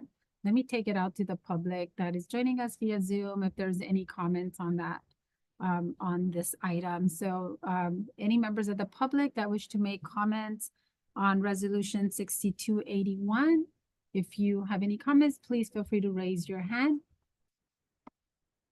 Okay, seeing none, then I will bring it back to the council to see if there's any comments or questions for you. And I will start with Councilmember Caldera. On the 234-page document. Okay, I heard about the the harassment and the bullying and that kind of information you gave us here. So what is the policy? Is that a zero tolerance? Yes. Okay. Yes. So who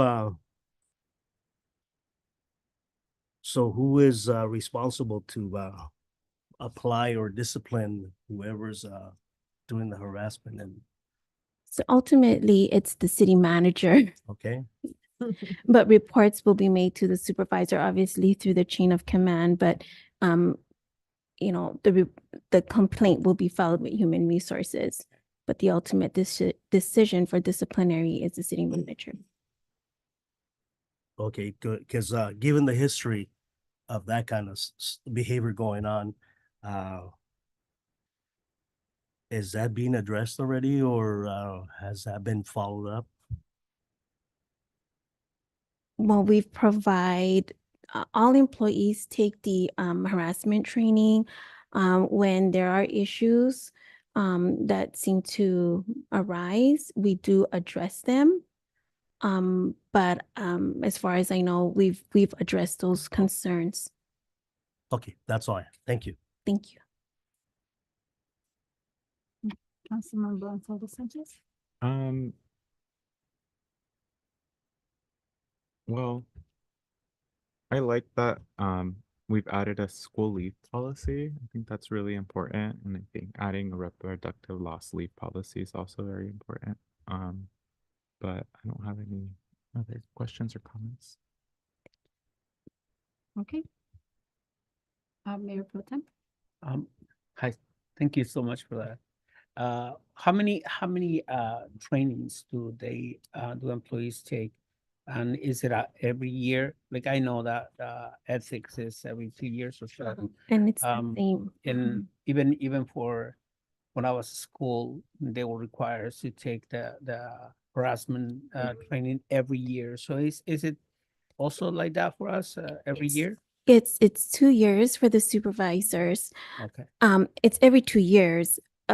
Supervisors take 2 hours of training, and all employees, non-supervisory employees, take a 1-hour training.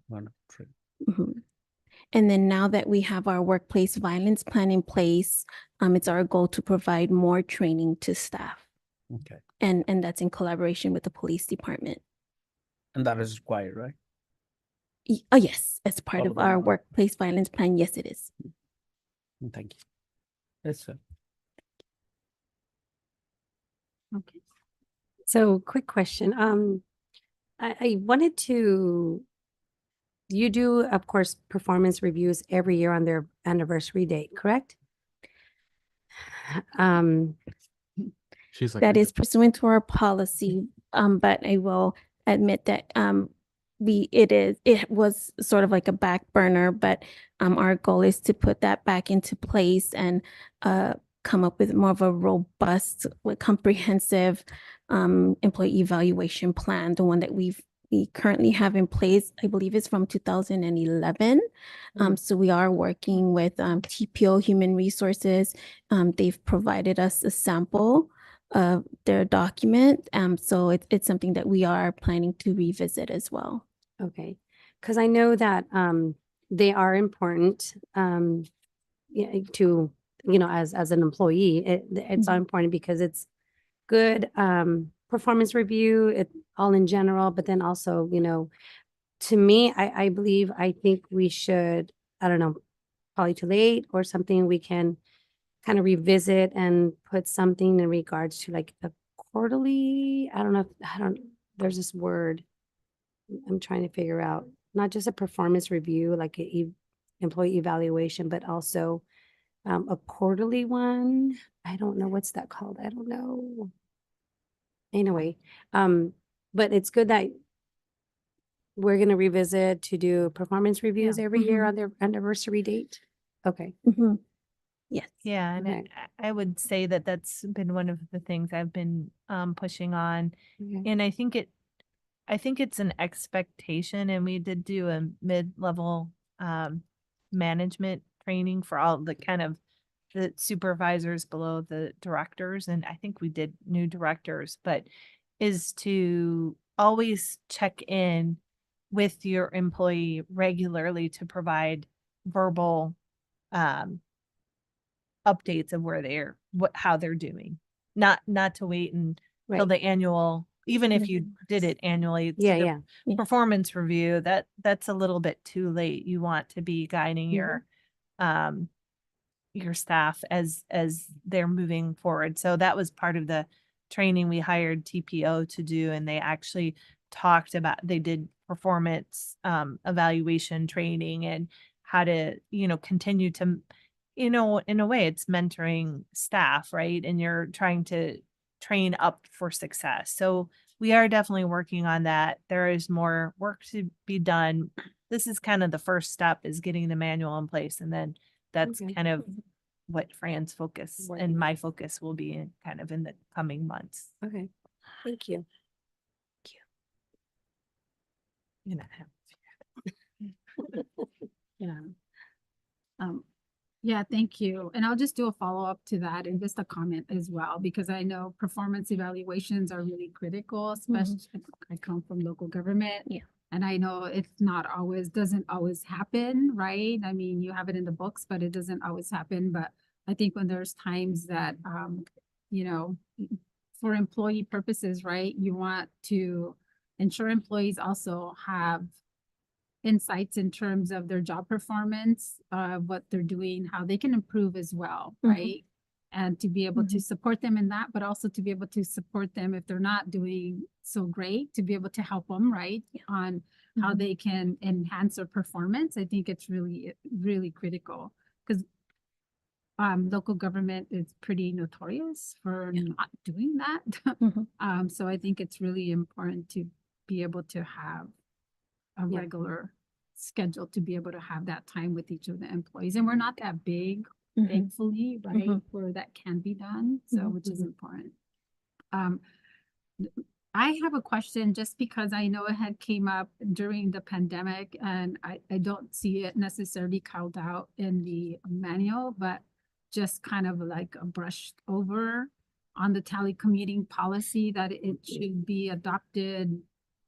If adopted, it'd be a portion of the appendix to this manual under 1103, but not necessarily like an appendix to the manual.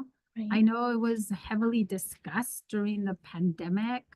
And I don't think anyone was really working remotely during the pandemic. So there was a lot of discussion as to, why or why not. I don't think there was necessarily, I think the city still could do that work where people could still come in or not. But I wanted to make sure, because I know that there's a lot of, I don't know whether, local government still is moving toward that direction, but obviously there's still a need to look at that policy in the future. So can you share what discussions you guys are looking toward that? Because it's not really spelled out in the policy. I think on purpose, we left it a little bit vague, because I think we need more time to contemplate it. I think most local government is in person, and it's not, given that we're such a small team, it doesn't really make our city very conducive to have a remote work.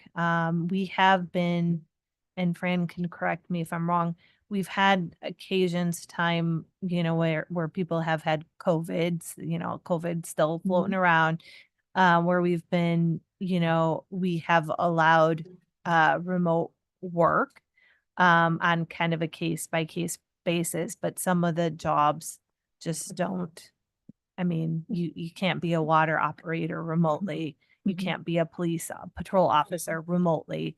So we have generally, we don't allow for remote work, but on a case by case basis, depending on the assignment and the need, as it makes sense. But I think what we need to do is kind of look a little bit more deeper, and we need more time, because it makes it very messy for a small city like us too.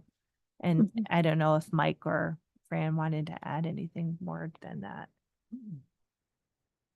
I think if anything, the discussion was sort of how even the telecommuting that had been granted during the COVID time has been rescinded Mhm. at this point, right? That Yes. things were returned to normalcy, and that the idea is that no, for these types of services that cities provide, they really need to be provided in person. Okay. Yeah, thank you for that. I just want to make sure I didn't miss it because I didn't see it. But yeah, that's all just brushed over. So my last thing is on the standard work week, because I know during COVID, we also went through a different schedule for people. So are we still not, and I know some obviously police and fire are very different because, and some of our water folks work on a different schedule. But for some of the office staff, because I know people have different schedules, and I don't know if we've gone to a regular now for those individuals that work more in the office, right? Because I think there was some discussion in the past about wanting to make sure that most of our residents that want to do business in the city, they have their jobs too, and we want to make sure that City Hall is open at noontime, where sometimes it's, City Halls like to close at noontime, but that's when people want to conduct business because that's when they're taking their lunch, and otherwise they can't because sometimes they get off at 5 and City Hall is closed at 5. So during their lunch hours, it's, I know traditionally before, like for us, when I worked at Salinas, it was you stagger your lunch to make sure that your office was open. Someone was always here, and we worked a 40-hour work week. And I know here there was people were off on Fridays. There was like different, are we still doing that? Are people still? It's a network schedule. Yeah. Yes, we do still have an alternate work schedule, which is the 980. And my understanding is the front office is open Monday through Friday from 8 to 5, but we are closed from 12 to 1 for lunch. And it's hard, it's easier in a city like Salinas where you have, speaking from experience of operating a public counter that was open because you have a lot more staff. In this case, we only have two individuals On both counters, and then they also have a 980. And so in order to make sure that we're open during the time and responsive, it's hard for us to be open during lunch. That being said, the way that we are trying to address the need is we're trying to make a lot more things done remotely. So, we have a virtual 24-hour 7 kind of situation where people can, for example, we just moving business licensing online to kind of address that needs, but it is hard for us to provide. If someone's out sick, then that person wouldn't have a lunch hour, if we were open from 12 to 1 coverage for coverage. So it makes it very challenging for our small city to do that. Yeah. Through the chair, can I make a quick comment on that? It'll be fast. I kind of agree with the mayor of wanting to have it open during the lunch hour, especially because that's when folks can maybe come in during their breaks. And I know that we are limited in staff. I don't want to I don't know, Mike, you can stop me if I shouldn't say this, but I oversee a welcome center at my job at MPC, and we have a staff of probably that or even smaller, and we are open from 8 to 5, and it is tough, but we do that staggered lunch. That does help. If there's ever a time where we could move to that, I think that would be ideal. Yeah. And I'm saying, because we're addressing this now, so I think it's part of the discussion because it's a standard work week. And so when you look at, even the 9 to 80s, I know we changed it at one point during the pandemic because it wasn't like that, right? I don't know when it changed, Fran, but I mean, it wasn't like, we didn't have that in the past. It was just a Monday through Friday, like 8 to 5. And then Yeah. it's changed. So I didn't think it was going to stay like that forever when that changed.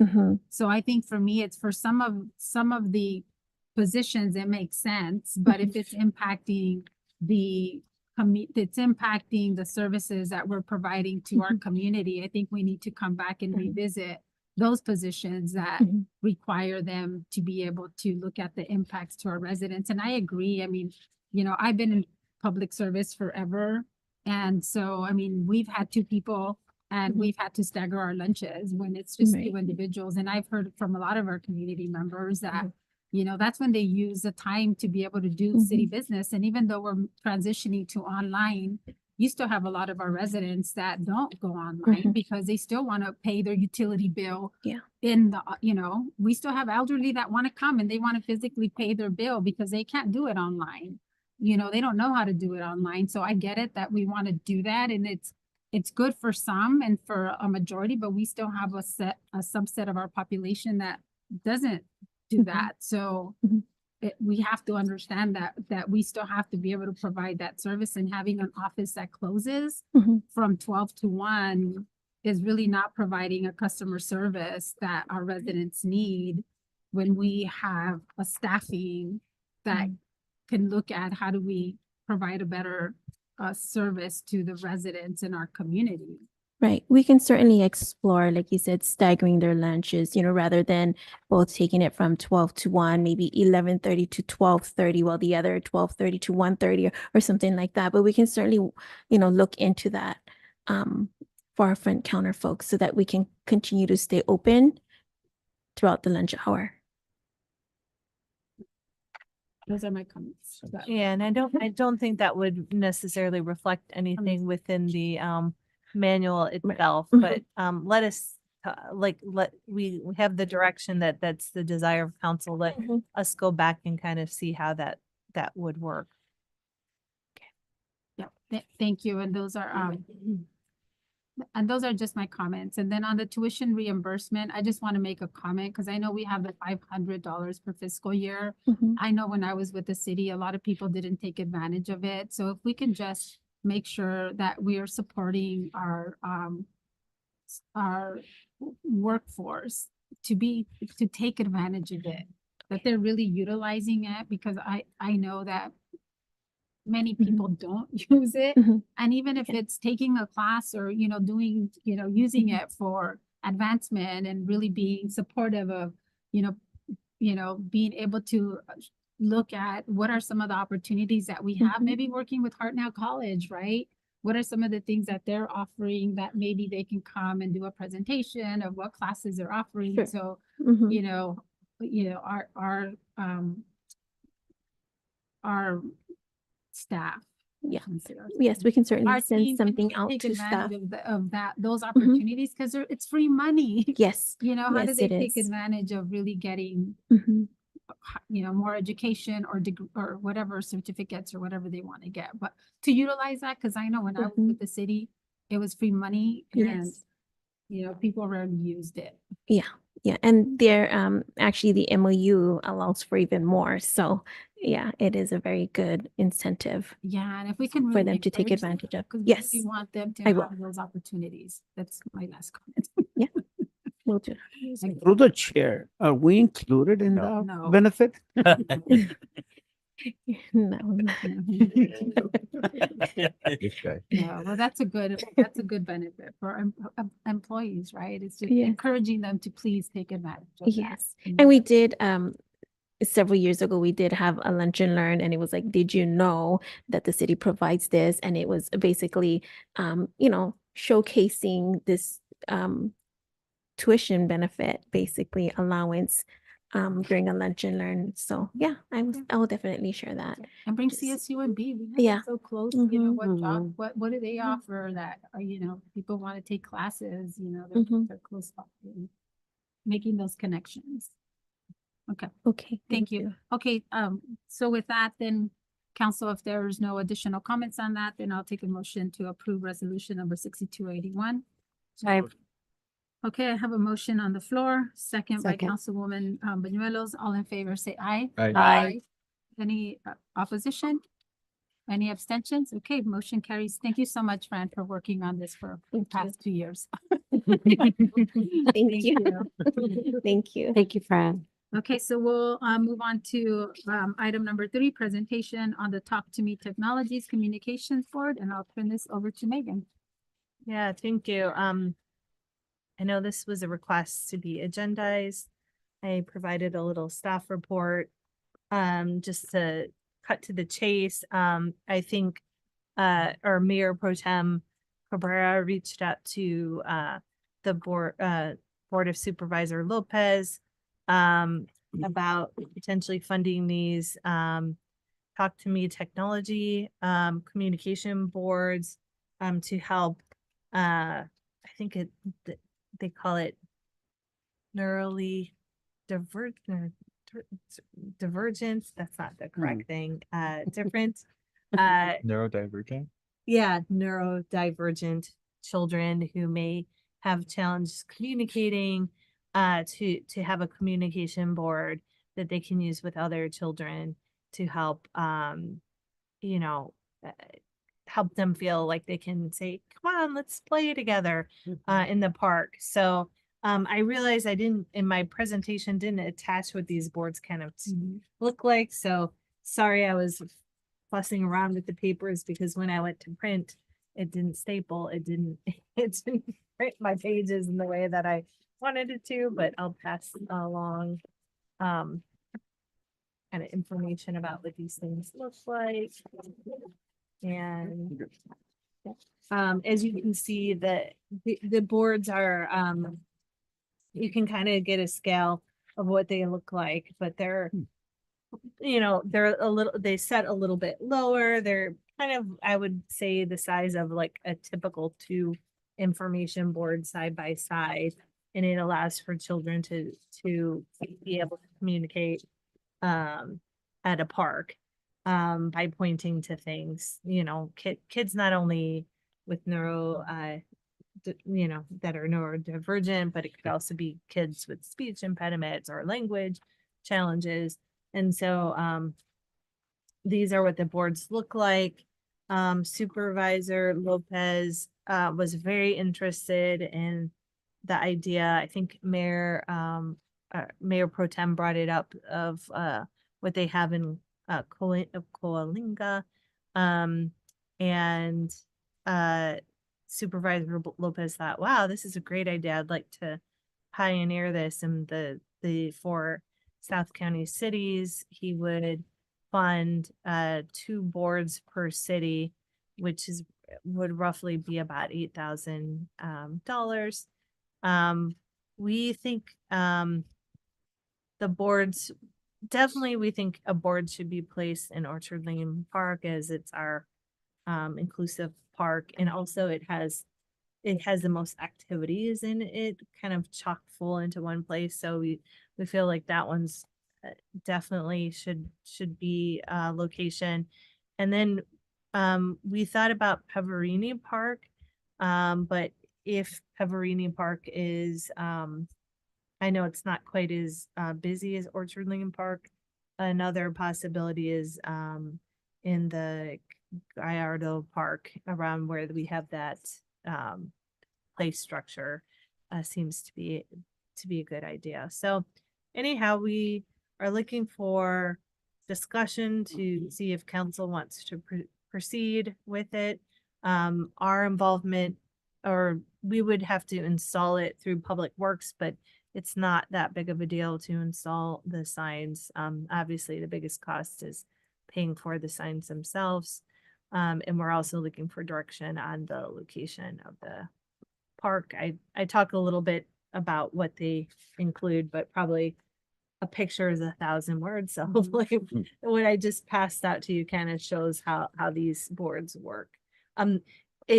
Someone asked me, so it's called Talk to Me Technologies. Does it project sound? And no, it's not. It doesn't require any electrical, or it doesn't have a sound device or anything. It's just actually a simple sign. So it doesn't talk? No, it does not talk. So they just talk to me, really. Yeah, you talk to it. So it's talking to me through using the signs and children pointing to the images. And Through the chair, they also sell devices for people, and that's where the Talk to Me came, because it helps them communicate with their parents. It's like iPads and stuff like that that they can But in this case is the reason why I love it is because it comes in English and bilingual. If you kind of look at it, it has English and Spanish at the bottom, and just to tell you a little bit about the story behind that is my wife works with children 0 to 5, and there is some people that have children with autism and other needs, and one of the mothers actually talked to my wife about this. She kept insisting of let's go to Colinga. So my son and I were traveling back from the march in the UFW march, and I decided to stop by and take a picture, and then I eventually have to take the whole family so they can see it. We decided to present the idea to Supervisor Lopez, and we didn't finish. Yeah, after he saw the boards and everything and the descriptions, he said, just have contact all the cities, and I'll pay for each city. I originally thought about the Orchard Park, but I was also considering Boston or the one right here next to what is the name? Santana Park. But it's February. I don't know how many people will be there, but I know Boston is pretty crowded every time. Yeah, thank you for that. So before we make any additional comments on this, let me take it out to the public first, and then we'll bring it back for additional discussion and comments from the council. So we don't have any members of the public here in our chambers, but let me take it out to see if there's any members of the public that are joining us via Zoom, like to make any comments on this item. Any members of the public? Okay, seeing no members of the public, then I'm gonna bring it back to council then. Thank you, Mayor Pro Tem, for bringing this forth on our agenda item. And thank you for reaching out to Supervisor Lopez.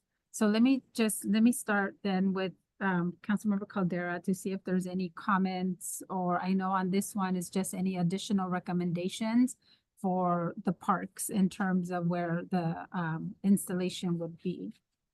I'm all for it. I believe we're moving into to the right direction on this.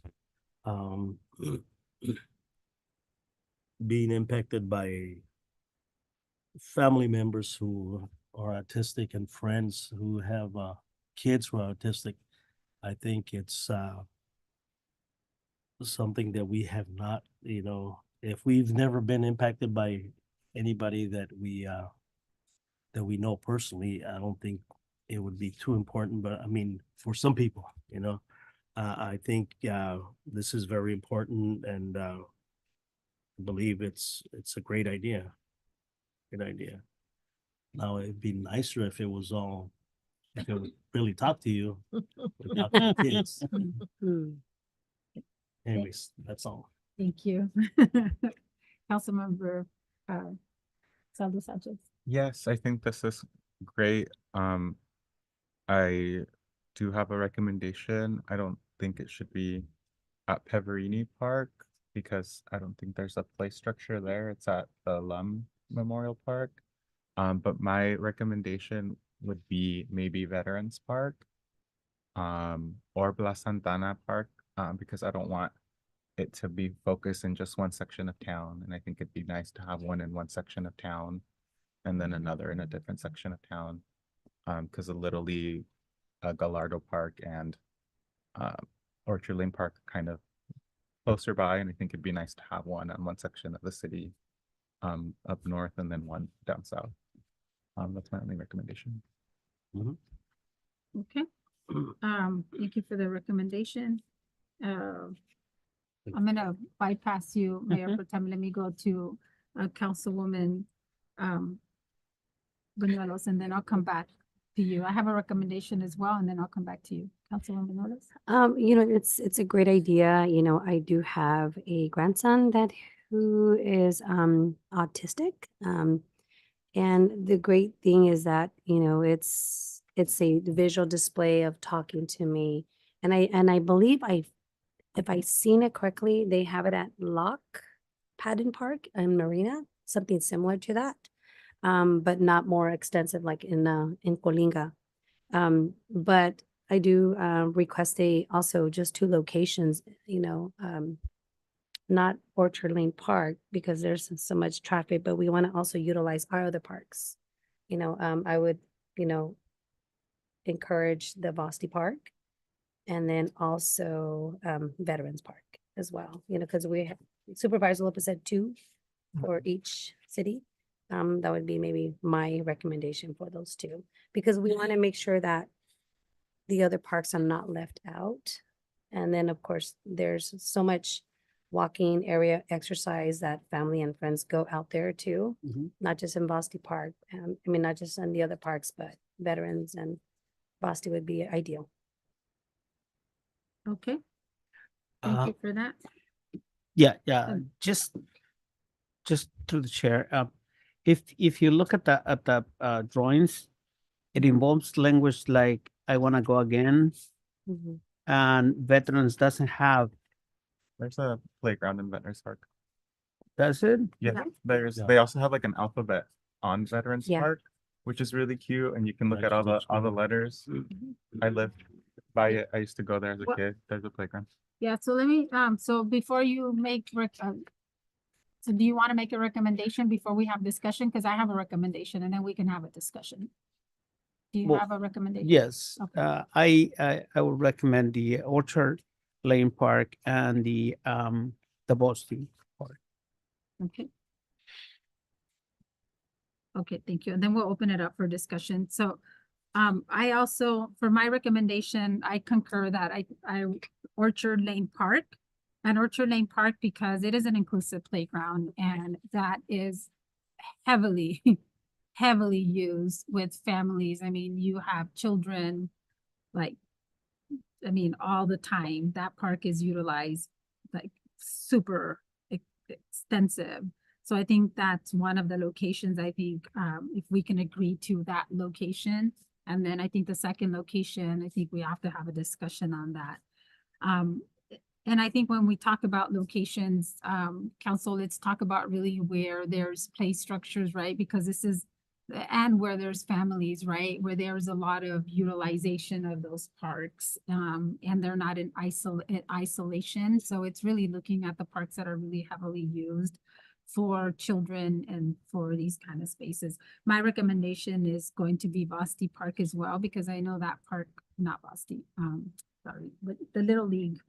Oh, Gallardo. The Gallardo Park. Buildings, the- yeah. Yeah, In Little League or Chester, Arroyo, I would say Little Gallardo League, but together, but yeah, only because there's, that one's also heavily used, by a lot of families and it's in a corridor that there's a lot of pedestrian traffic as well in that area. So, those are my recommendations. So now let's have a discussion because we have Veterans Park, we have Bla Santana, and we have Vosti. I think those are the ones that I heard. Pepperini? No. And Peverini was a recommendation, and I concur with the suggestion that not on Peverini, because I don't think that, and that's up in my area, because in where I live, and that one's used, but mainly when that is like for Sports. practice, Yeah. yeah, for sports, but not necessarily for like frequenting all the time. And so it does have a place structure because it does. I mean, it has a place structure and then there's another one on the other side, but I don't know. I mean, it's not as, it doesn't have the corridor because only if you live in the neighborhood, you'll go, right? It's not like a park, like the other ones that people just go to all the time. Like Gallardo Park and Orchard Park, that are just, people are there all the time. So with that, then do we want to cross out a couple of parks and Veterans? Veterans Park. That's the dip and then the park structure. lot of the parks are the dip. I mean, but that one's more on the outskirts, like it has a play structures, but I don't know how heavily like utilized that one is. I mean, I grew up going there, but I don't know. My thing is that I mean, there's a lot of parks that folks use. But I do feel that if we choose Vasti Park and Orchard Lane Park, we're concentrating one section of town, and I think it would be nice to have one in the north part of town.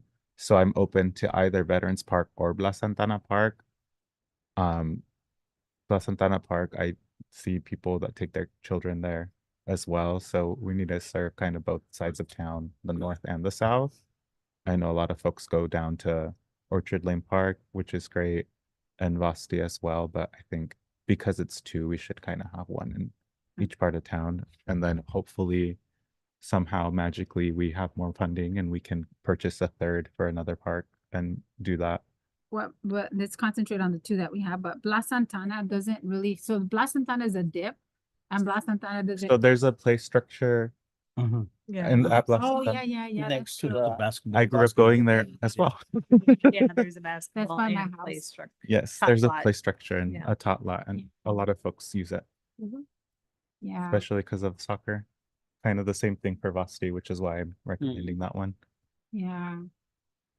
Okay, well, but. Okay, so we do want to come with that, because I'll just say, because I live there, so I think with the parks that have a lot of the soccer, it's really concentrated. Because this one, like, if I see this, it gives you, I think what Megan was trying to say is where there's a lot more type of activities, right?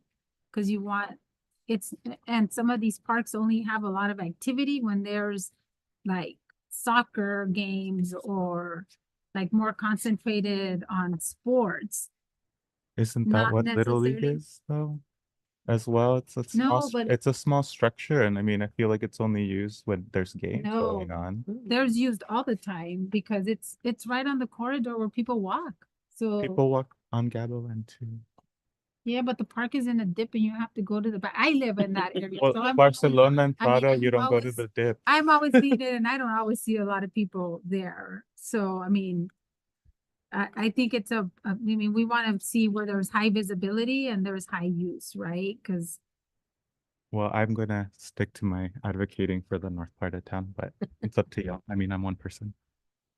okay, so any other comments or thoughts on Orchard? We're all in sync, right? Yes. Orchard is one location, so now we have to come to agreement on the second location. We all in sync that we don't think Peverini is the option, correct? Correct. Okay, so Peverini is not the option, so where is the second option?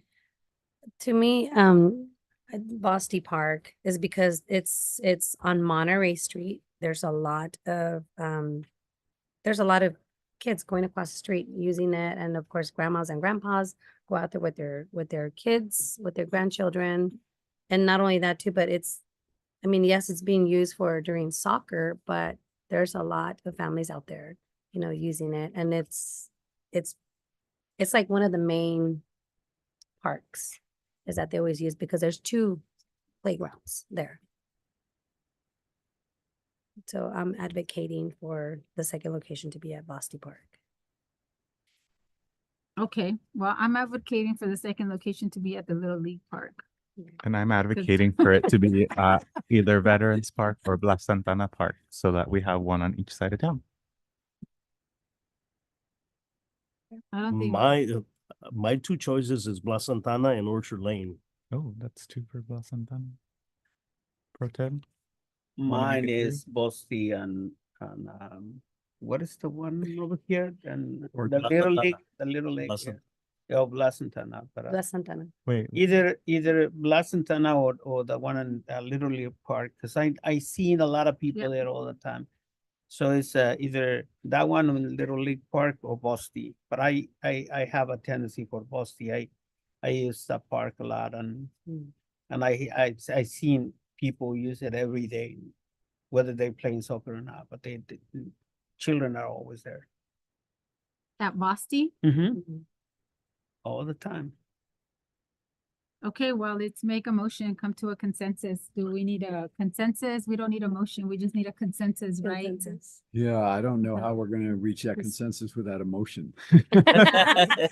Yeah, so I think we need to reach a motion because we all have Like one person. yeah, just to be able to do Yeah. it. And I think we just have to, I mean, I think at the end of the day, council, it's about where is the biggest impact? I mean, it's obviously we're gonna want them in all the different parks, but I think at the end of the day, it's a positive thing, right? And whether we have it, I think we have to think about strategically, look, I'm okay where we have it, but I want it to be where it's the highest utilization and the highest pedestrian or, you know, where that we have the highest concentration of our families that go, right? And I think most of us where we come from in the areas that we frequent or we live by, that we know because we see it. And, you know, for me is, you know, I see the Little League and I see the amount of people that go there and I see the amount of families that are there. I see the amount of traffic.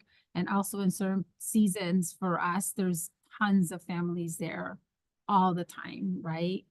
And so, I mean, I think we can, you know, whatever parks we decide, I think it's just important for us to come to consensus, understanding that at the end of the day, it's just making the decision that is based on, you know, where are we gonna get the most, you know, the most traffic and that this is gonna be most utilized for those families that need it, you know?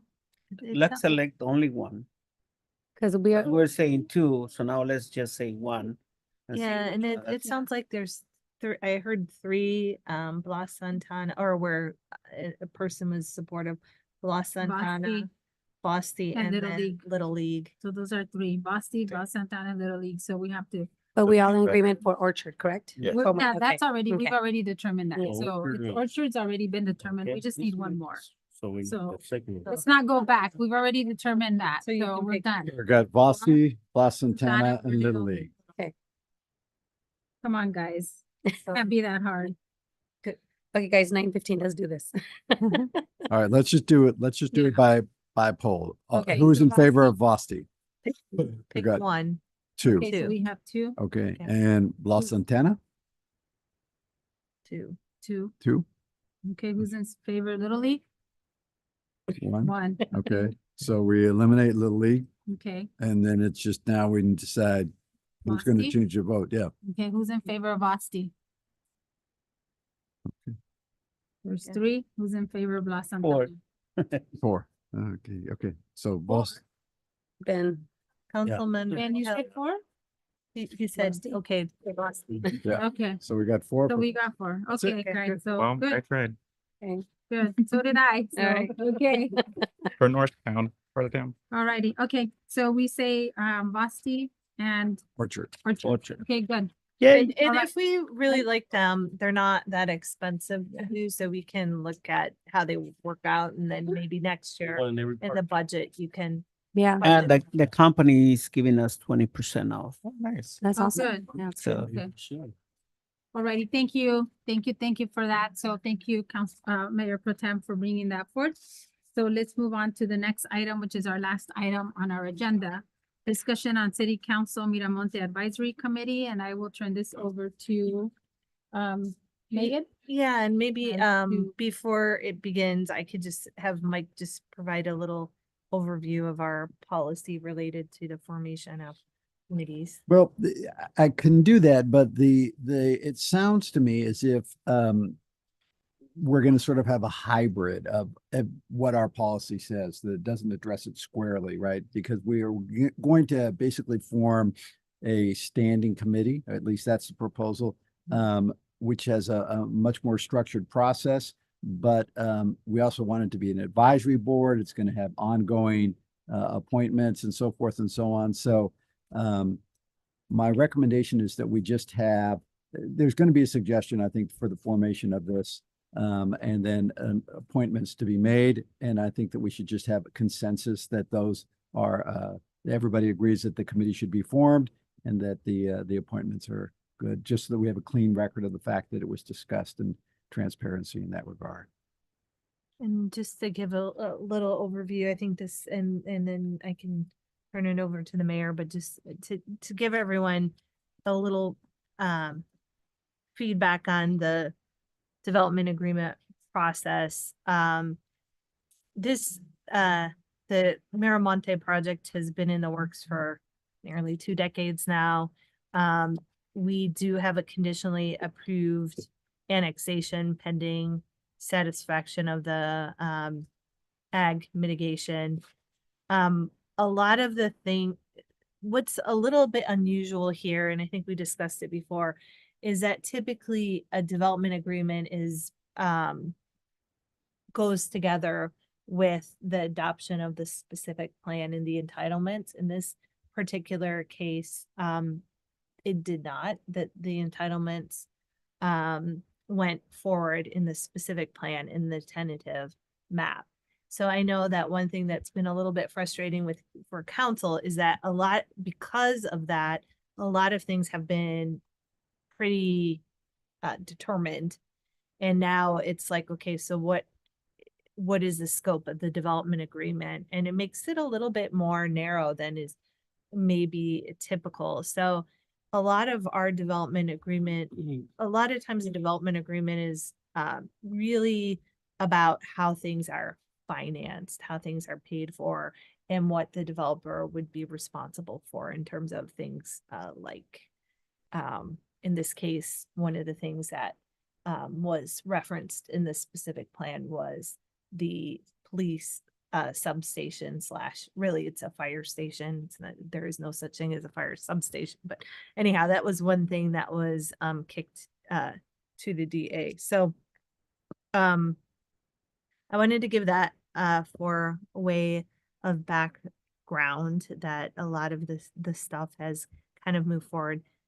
As we are moving forward, we have brought pieces to the council for approval, and I don't think that will change. For example, I don't know if you guys remember, it was about a year ago, we brought the sewer, storm, and water master plans to city council for approval with Miramonte. We actually brought the Parks Master Plan, which also has park standards, to the Planning Commission on the 28th. And that will come to council on October 1st. And that will actually kind of form the basis of what the expectations would be moving forward in Miramonte. And we plan on bringing that piece. So we're kind of bringing these pieces bit by bit. The one thing that we haven't really tackled, and it seems to be the issue that is most I think council most cares about, as I've heard it thus far, so I don't want to be misrepresenting you all, but was really what is the affordable housing plan, which that is one element that we haven't really, we had a subcommittee meeting, I think twice, but we haven't tackled, and we haven't, in terms of the DA, we haven't really had those discussions. So I think there was an idea that should this subcommittee be formulated, that would be a good area to have a discussion in. So that is basically what the report lays out, where we are in some of these items, what would be kind of an appropriate focus if there is a standing committee on the Miramonte specific plan. And with that, I think that was what the mayor had requested, and I'll let her speak about what her thoughts are. I just want to interject. We also, if you recall, had a community member stand up at the last meeting and request that an advisory committee of this type be set up. So that sort of sets the table for the discussion. I have a question before recommendation. I know that Megan mentioned about the affordable housing aspect, which is very important to me, but also I find other aspects of the project to be also equally important, including how we're going to structure our parks that are going to be built there, what those are going to look like. I think it's also important to have a plan in place on the naming rights of parks and the naming rights of any of the streets and what that process is going to look like. And I think it would be really beneficial to get community feedback through a subcommittee, if that's how we move forward, for them to kind of give some ideas that can then be presented to the council through that board. So I think the affordable housing again is important, but I think for me it's also important to hear from the community about those aspects as well. The parks are largely already spelled out, like the areas, the sizes. There's general language in the specific plan. We would be coming back with the standards that were developed. We're a little bit slow to bring them to being, but we did have a lot of community engagement in setting the park standards and doing the master plan. The reason why it was delayed and didn't come a little bit sooner to council is because we wanted to put a lot more teeth into it so that when Miramonte move forward, that there would be specific amenities in there. So maybe that's supposed to come on October 1st back to the council, and maybe that would be appropriate time to kind of go through at least to discuss the park standards with it. Usually what you do is you follow when you have a specific plan or anything like that. You have the specific plan, in this case, the tentative maps that laid out where all the parks and stuff would be, but then you would follow the standards as what you would require for those parks moving forward. Not just apply to that, but apply. Yes, because my concern is that it'll just be more just grass and that's it. And I feel like we have a very great opportunity to incorporate other things for folks to have a bench to sit at, to have like native plants there, just to have a different aesthetic for the city, as opposed to what we currently have now, like in Santa Barbara Park, in San Antonio Park, where it's just a flat little field and that's it. And I feel we can do a lot more as a city. I think you'll be happy when we come back on October 1st, because the standards actually lay out, you have to have, we don't want to be so specific because there is a little bit of creativity and design, but it's like you have to have one of these 3 amenities, you have to have 2 benches, you have to have and that's, our standards were a little deficient in the past. So I think when we come back, that will be before the council to kind of take a look at, which I think would set the basis for Miramonte. And as for the like naming of the streets and stuff like that too. I don't think we have standards. That's, well, in most cases, the developer is responsible for the naming of the streets, right? The city doesn't have the input. Now, there are things that can be negotiated out in a development agreement. So maybe there is at least something that we could have they will at least consider recommendations and so forth. We did recently pull out, we had a street naming policy that was adopted back in, it was when Michael was here. So it's old 2000, and it's outdated. It makes reference to committees that don't exist and has a policy, but we did go through sort of a labored process to determine how and when and so forth. And we can bring that forward to folks to take a look at. It probably is a good idea to revise that policy anyway, on the off chance that it will be helpful for the names of certain things like parks and other city facilities and so forth that we may be able to bring into play in the future. So we'll bring that forward. And the topic of, do we have some input into the naming of the streets? We can certainly address that issue with the developer and see what the developer says. But like I said, a lot of times the developer in the past, I know that Nader at least had definite ideas in mind as to how he wanted to name each one of the streets and so forth. And sometimes he took suggestions from the council and or members of the community and so forth and inserted those in. But yeah, because a lot of the streets are named after them. Right. Yeah. No, it is. Yeah. It was sort of like, yeah, exactly. I remember him always making an offer to, I think it was Belinda, when Belinda Espinosa was the city City manager, manager. oh, we're gonna have a street that's named after you and blah, blah, blah, blah, blah, and so forth. So anyway, And just to add to what Mike's saying, there's actually, because I've gone through this now a few times, there's actually a lot more technical requirements than there used to be. You have to go through the post office, you have to go through the 911 dispatch services, because they don't want every jurisdiction in Monterey County to have the same And that's an street issue too. numbers, the same addresses. So in the past, it was a lot more freewheeling, but now you have to coordinate with public safety.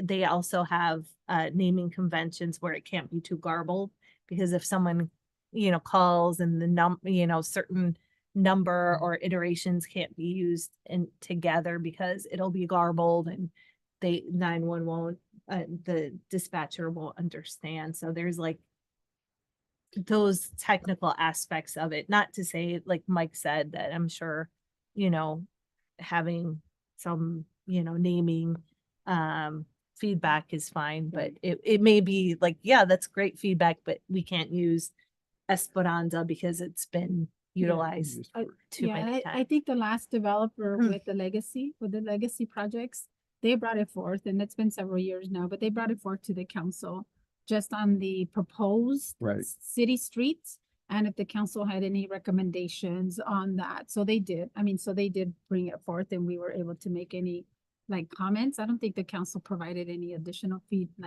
recommendations on it, but they did bring it back to the council at that time, which was several years ago. so we can establish But- a process along those Yeah. lines, but I think it'd be a good But idea to it's bring separate back than the naming policy anyway. I Mhm. think Yeah. that would be a great idea. think to it's a good Bring idea. that back, refresh it, and get input from you folks so we can revise. And then for the naming of the parks as well.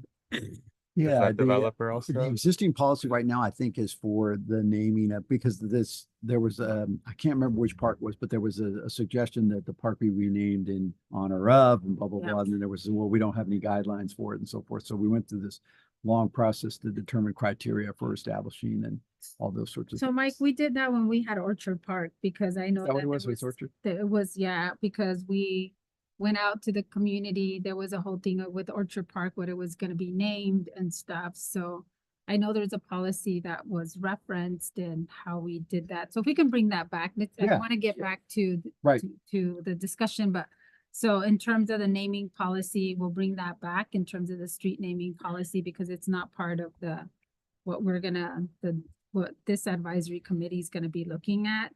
And then the parks are gonna be separate. That's coming back to the council in October. This is more in terms of the development agreement itself. And as Megan said, some of the specific plans and tentative maps already been approved. So there's not a lot that as a council, we can modify.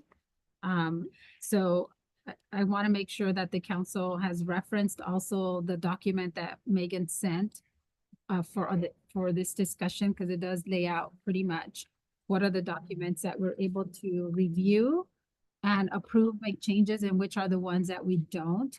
And so for me, I just want to say that in terms of the development agreement, it's something that I've said multiple times in the council and reference with this project, as the Miramonte project is very extensive.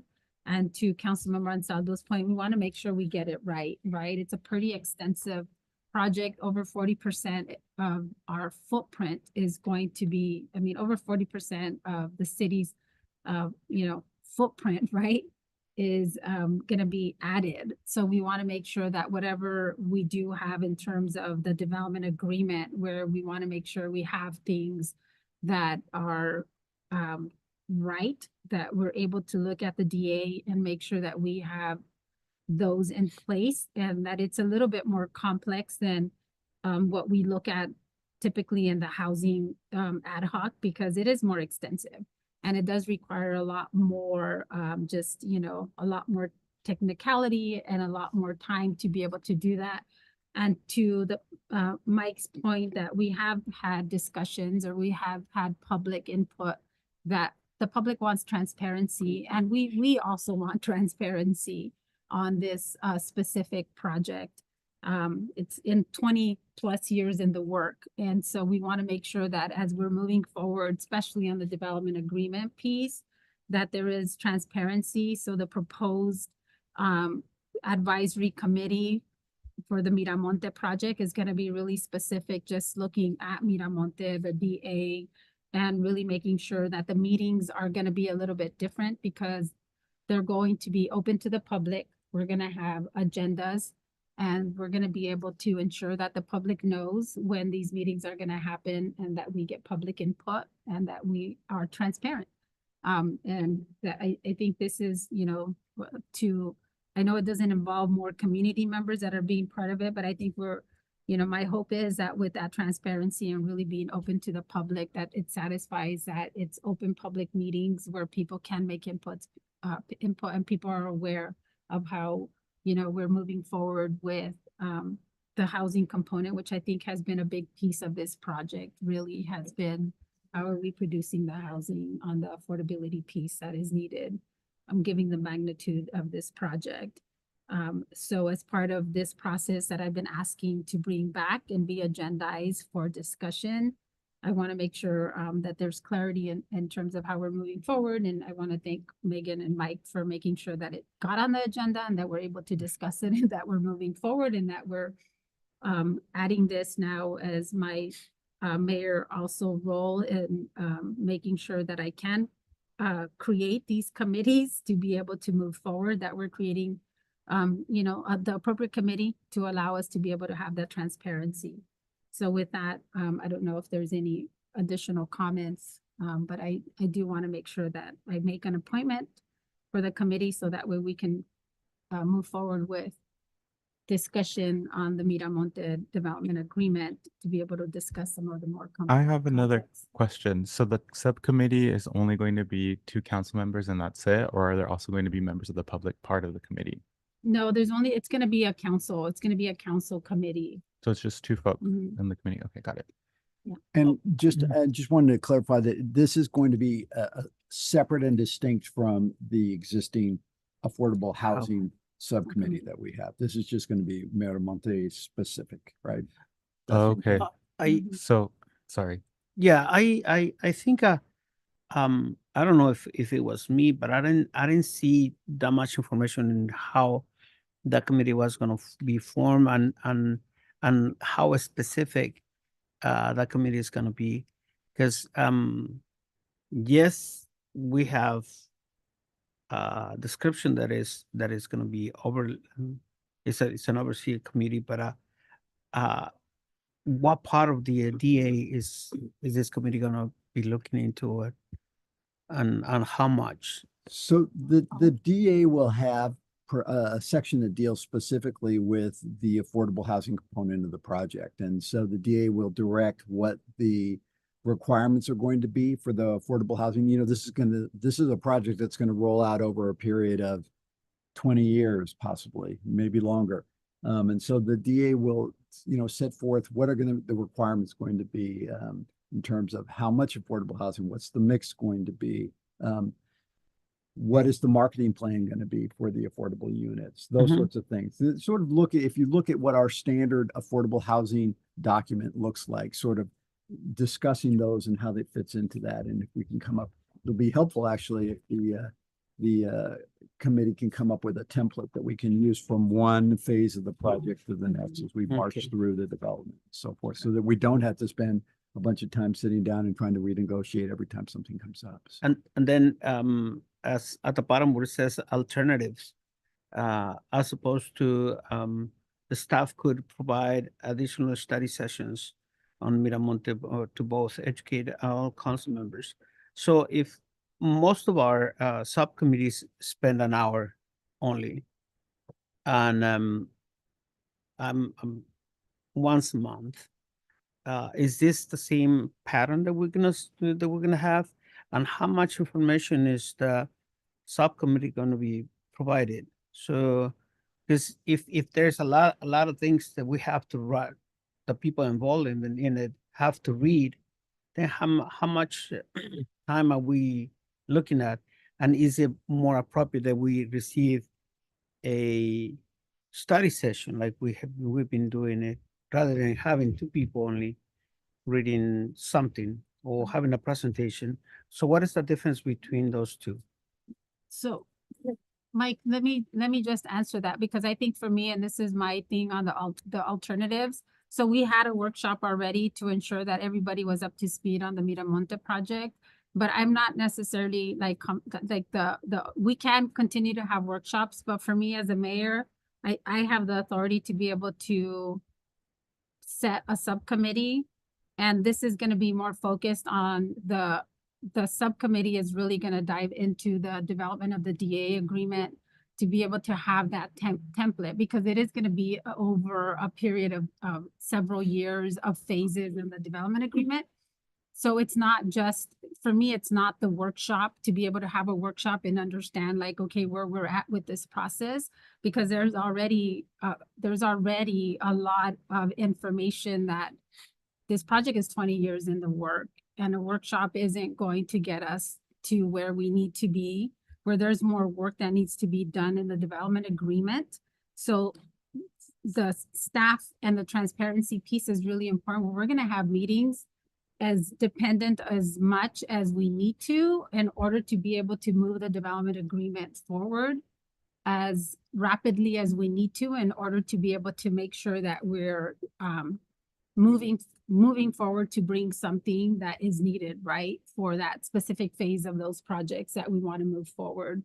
So it's going to require maybe more than just an hour. So it's going to require more time, more extensive time for the ad hoc or the committee members to really dedicate to this project. So on the alternative side, I don't, for me, the recommendation of the workshop is not where I want to see. This is not where I think I want to see this considered.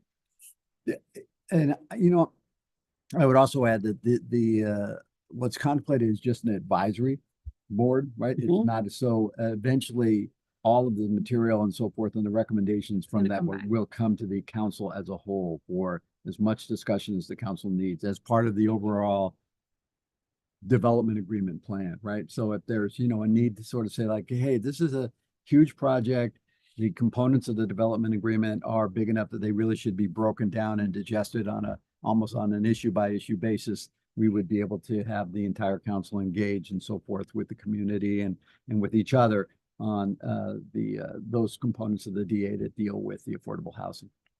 Okay.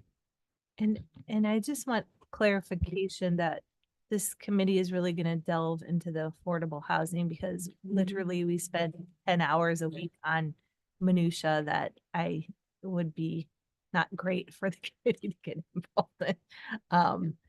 And so that, yeah, you don't want to hear about traffic circles, the radius of the traffic circles. No, and I think I think it's clarity. I think the development agreement really on the housing component, because of the extensiveness of this project, is really critical. And it's just really making sure that those pieces are really analyzed fully and extensively, with the recommendation, obviously, to come back to council and the full council, but at least that there's an opportunity to be able to look into that. And I know I've been asking for this, and I've been stating it in multiple council meetings, that I don't want to have a development agreement that comes back to the council where we haven't had the opportunity, where we get 3-4 days to review a full development agreement without having any opportunity to really dive into all the details of that on the affordable housing piece. That's been my concern, council, and I think I've shared it and said it in multiple council meetings over and over again. And so the opportunity for me to be able to, have this formation of this subcommittee that really can do the work and look into it with a recommendation to come back to the council, I think would be really important, because it's a extensive and really critical project to our community. I agree. I think that's something that we should move to do instead of, or in addition to having those workshops. I think it would be important to have this committee, and I would like to advocate myself to be appointed onto this committee.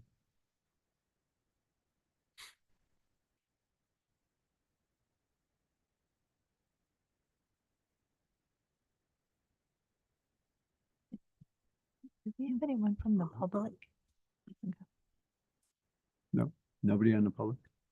We didn't take that out to public comment, so I just was curious. Yeah, Okay. we took it out to public comment, but I don't think there was anybody from the public. Okay. Okay, so we have request, and I know I want to be, since I brought it up and I've been stating it over and over again, I obviously want to appoint myself to the committee. So I know I made that clear. For me, I think it's really important to be able to be part of this committee since I brought it up multiple times. I think it's important to be able to be on that, on the committee. Okay. So the action that you're recommending is you'd like to form this, we will call it the Miramonte Affordable Housing Advisory Subcommittee. Committee. Mhm. And it will be comprised of you and Councilmember Gonzalo Sanchez. Yeah. Yes. Okay. And this is from aside the ad hoc committee? This is going to be a standing, we're going to treat this like a standing committee as opposed to an ad hoc committee, just because, an ad hoc committee would not usually have an agendized open meeting and so forth. The idea here is to, again, engage and make sure that there is the ability of the public to come in and comment and so forth. And so we're going to have this be treated much more like a standing committee that would have not necessarily a regular meeting schedule, but that would have ongoing subject matter jurisdiction, and that we would agendize every meeting, provide notice and so forth and so on. So under those circumstances, I just want to make sure that we don't have any real objections to this. We don't have any objections to the formation of the committee or objections to the appointment that the mayor is planning to make. I thought we were just discussing and not making any. Yeah. No, it's not a discussion. This It's discussion on City Council Miramonte Advisory Committee. no. It's just a discussion. There's no forming, there's Yeah. nothing. that Yeah, says- so can we read the council report? Because I think on the council report, it's stated that it's a formation and the appointment. And council, again, I think for me, I think I've stated it a couple of times. The last council meeting, I asked for it to be brought back to the agenda. And I just want to make sure that there's when you guys asked for things to be brought back to the agenda and be agendized for discussion and for appointments, I think I'm respectful of that. So, I've asked for it to be brought back for agendized and discussion. I've asked multiple times about this discussion item with an appointment. So I will just want them to agree, and I also at the last clarify. meeting backed it up and also mentioned that I would like to see this brought forward. And So- for clarity, it does say in the staff report, it is also recommended that if the advisory committee is established, which we just established, 2 members of the city council, its meetings be open, stuff like that too. I So- think that the issue that I have is that I heard Mike saying that if there's any objection, but if mayor wants to make it is irrelevant whether I want to object or not. Because she said that she wants to form it. So that means that our opinion doesn't really count. No, I think your opinion does count. I want to make sure that there is, this is an important subcommittee, and I want to make sure that everybody feels comfortable that this is the way that this is going to be addressed, right? That we have a consensus. We may not have an overwhelming, but we're not voting on it per se, but just a consensus that the formation of the subcommittee is fine, and that the appointments that the mayor has suggested she'd like to make would also be something that everybody can either support or live with, and that nobody has any strong objections. And if anybody has objections, then it'd be good to articulate them so that we could talk them out. So I think that there is no description of what the DA, what part of the DA is going to be focusing. And if it is only in housing, then we already have affordable housing committee. And I feel like creating another committee to oversee the housing is like minimizing our contributions. It's like saying you cannot do anything, let me do it for you. I will say we do have multiple other housing projects that are coming online as well. This is like a 20-year project, and we have other projects that are happening like 540 Gavilan, Almond Acres. Excuse me, so let's make sure that we allow one person at a time, please. I know that may get heated, but I want to make sure that we maintain the quorum. So if one council member is speaking, let's make sure that that person finishes and then we can make our comments, please. So we have the 540 Gavilan coming up. We had Parcel E coming up, Santa Clara Street. We have the Almond Acres coming up. We, at our last meeting, decided to have that another part of it with maybe the townhomes, I think, next to Orchard Lane Park. So there are a lot of other housings that are immediate. So I feel like I wouldn't want to minimize those housing also. And it's not because they're not big either, but they're going to happen a lot faster. And I think that they should have like their own focus because it's coming up quicker than a project that's going to go beyond that as well.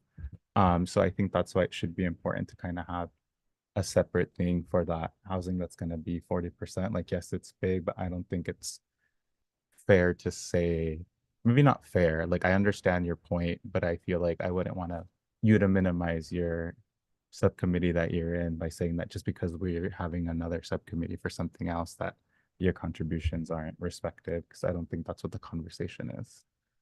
Okay, thank you for that. Mayor Pro Tem, you had additional comments. Yeah, so it is, but if you look at it, if this is gonna go on for years, then we also have the opportunity to oversee those developments. Mhm. I mean, it's not like they're gonna start next week Mhm. or the following year. So I think that I don't feel comfortable creating a committee when I don't have the detail that you're gonna see. So I would like to see what parts of the DA are we gonna look at. And there's a lot of things that we cannot change already. So I would like to see the things that we can actually impact before we form that committee, so that we understand what we're getting into. It's having information, because if we just tell the community, oh, we're gonna form this because I want to, or because I want clarity, but clarity in what? So I think that we have to not rush into it, because if we decide the next meeting is not gonna change much because we haven't studied. So I think that we have to be open to bring and decide what are the parts of the DA that we're gonna look in, or the committee is gonna look into it. Because otherwise it's just general. I wanna form this committee because I wanna form. And that is not what I wanna hear from our leaders. Yeah. So, thank you for your comments. So let me just respond to some of that. So one is, there was a document that I asked, Megan to send to all of you guys to have for this discussion, and all of you guys received it. And in that document is part of what we received during the workshop. So I had asked also to make sure that we had a workshop, so that way we had new council members and all of you guys had information. That same document that we had in the workshop contained that same information that provided clarity in terms of what we had access to, what we can change and what we can't change, and what are the parts of the development agreement that we still have access, where we do have opportunity to be able to have feedback and modifications and what we can do. And so that's pretty clear in that document that was sent to all of you before the council meeting, as well as the same document that was provided to us during the workshop. So I just want to make sure that I say that, because there was clarity on that. And then also, I'm not just saying that I want to form something to form something. I think I've been really specific in terms of, the advisory committee and the role, and especially Miramonte. This is a project that is going to be 15 to 20 to some more years, and being able to provide a template that provides, it's in phases. So this project is not, it's different than what the subcommittee, the housing subcommittee has dealt with, because typically it's a project that is, you know, one project and it moves on. This project is phases. So as we know, it's a phased approach that's going to be done in 15 to 20 years. So being able to provide the DA and look at that to ensure that in every phase we have a template that's going to be able to provide the affordable housing that is needed within each of those phases is very different than what is looked at the current housing subcommittee. So there is differences as opposed to what is in what comes before you in a housing subcommittee right now. So I want to make sure that's really clear, because it's not like this, the current how affordable housing agreements that you guys look at right now. So that is a difference. And I think there has been clarity in terms of why it's being formed. So it's not just because I want to form it. So I want to be clear that I'm not just saying I want to do it because I want to do it. I think I've said it enough times that this is a massive project that's going to change the housing conditions of our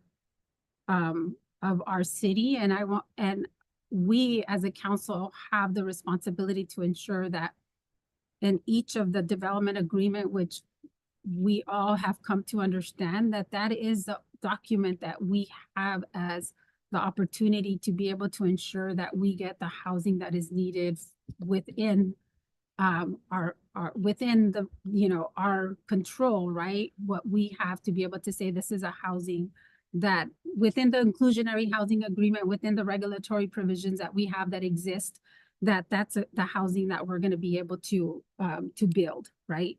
So that's really important. So I want to make that clear that it's not just what I'm saying because I want it, but it's something that it's something that I've said in the past. So I want to make sure that it's not like this is something that the mayor wants to do and that it's not being construed as this is something that, oh, now she wants to do something and it's within her purview. So I want to make sure that I contest that. And with that, I know that Councilmember Caldera wanted to say something, so I apologize for that. My question is, well, actually a couple of questions. Is this gonna be like a permanent kind of committee or No. throughout the whole project, or would it be up for So at least as, from my understanding, it would be a committee that would be only in place until the development agreement is brought forward to the group as a whole for consideration and approval, right? So what's the time frame there? It just depends. I mean, we, by way of example, I just got done negotiating the development agreement in Gonzales for, you know, a fairly large project, and it took, I don't know, the better part of a year and a half, I think, to negotiate. Mm-hmm. So it's a long process. That being said, we're already in the process of working on the development agreement. Megan and her team have already, and there was a discussion that she's bringing back, you know, pieces of it at a time. It's a slightly different approach.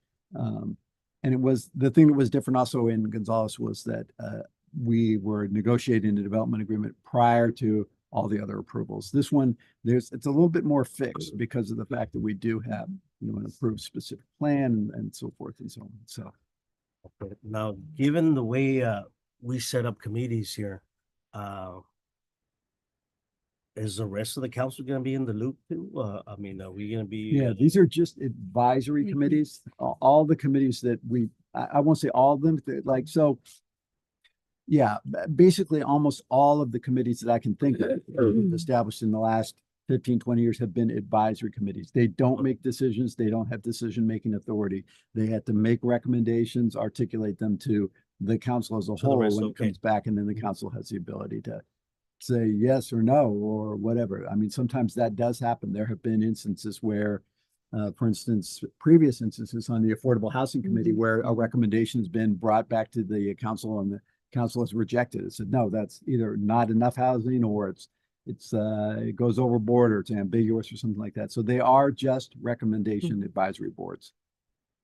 Yeah. Okay. But with the difference with this one, Councilmember Caldera, because we've also had other community members ask for transparency on this one, like the Immigration Ad Hoc Committee. You guys don't have it open to the public, right? So we've had other committees that are not established in that manner. So this one, because of transparency and wanting to make sure that we do have it transparent and open to the public, that this one's gonna go a little bit beyond and making sure that there is an agenda, that it is open to the public to make sure that we are being transparent and that we are getting feedback. Okay, I just wanted clarification on the way the two committees the two types of committees that we set up are run.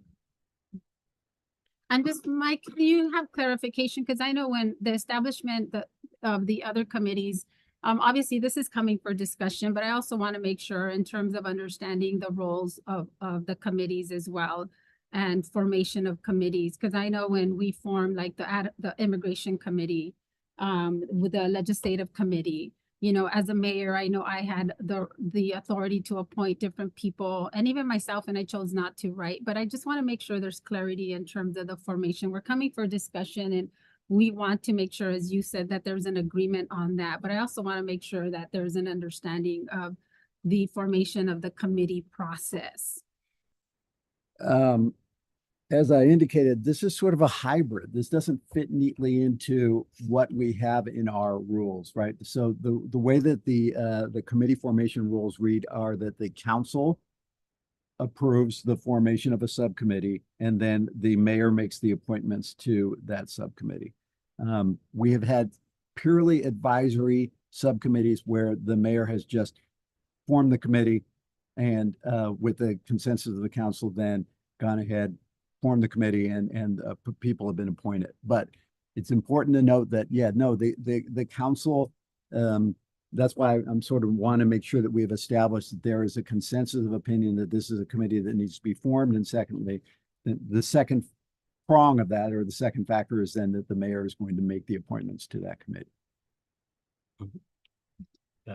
Through the chair, if the committee is going to be open to the public and it's going to be an agenda, doesn't that considered to be a meeting instead of a committee?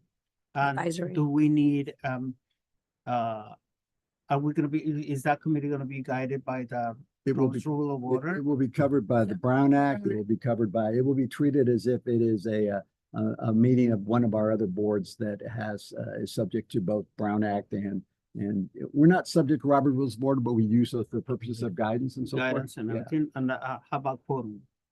How about? Quorum? Do they need it? Yeah, We I mean, need if two people, there's only two people. Two people. See, and usually they would not need that, right? Because there's only two people, but Mhm. because we're going to agendize and we're going to do this, we do, Yeah. it would be necessary for both members of the committee to be there present. I mean, to some extent, this is an opportunity also to educate. I mean, I think that there's some maybe misconceptions out in the public as to what you really can or cannot do in terms of compelling and forcing affordable housing. There's laws clearly that pertain to it. We have our own general plan and so forth that has the guidelines for what affordable housing should look like and so forth. And so I think that there may be a little bit of a misconception on the part of some folks in the public both ways as to what can or cannot be done. And so the open meeting and inviting the public and so forth provides an opportunity to educate as well as make some decisions and for recommendation purposes to the council as a whole. So I have a question. So I know you had mentioned about other projects that we have, and I'm just gonna throw it out there because I'm just kind of processing everything that you guys are sharing. To me, I just want to be frank. Why are we sitting on this? It's been over 20 years. And not only that too, it was only for discussion. And 3 is, in the future, are we going to have a Container Village Advisory Committee? Are we going to have another advisory committee for other projects? Or are we just really focusing on the Miramontes specific plan? You know, these are the things that I'm asking because we have to really be honest and deep down that, you know, as Pro Tem mentioned, you know, we are part of the ad hoc committee, you know, and then we feel, and what I'm seeing as, you know, I'm receiving and I'm listening and I'm processing is that we are going not, our voices are not going to be heard because we're part of this committee.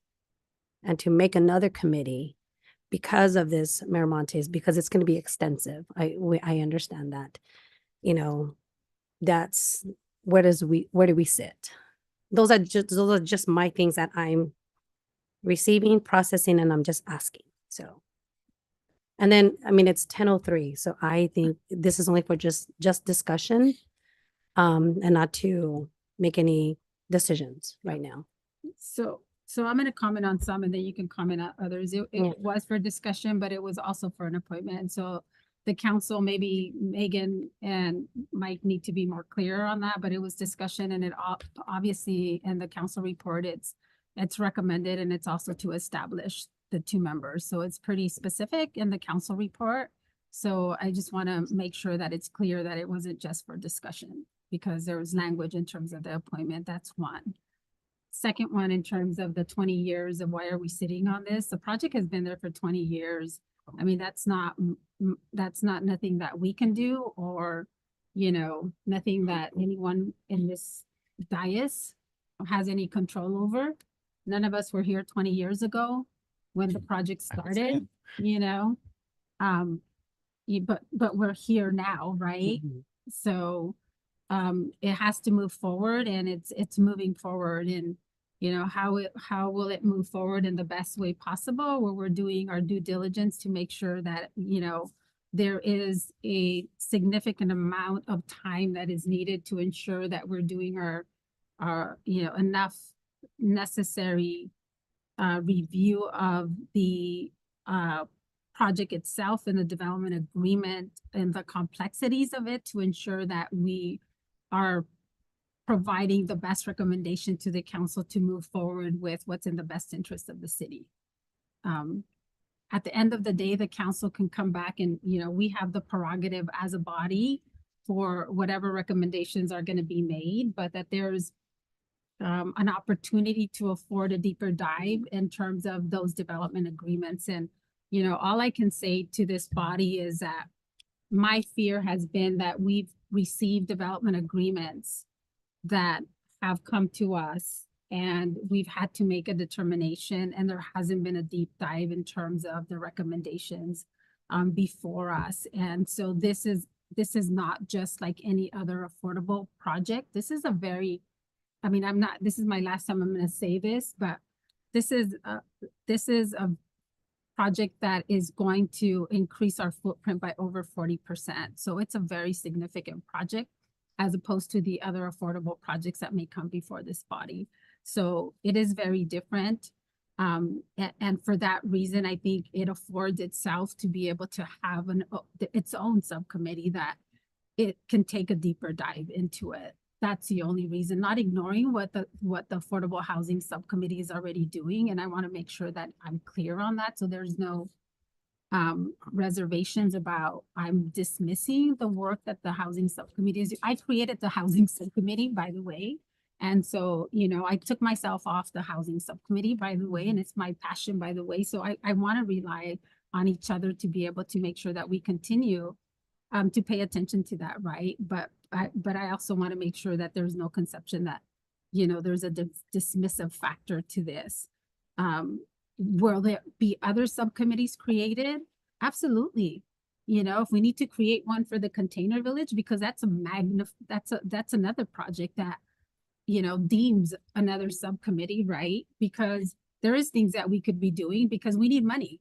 We need to be looking at other potential ways that we can fund that project.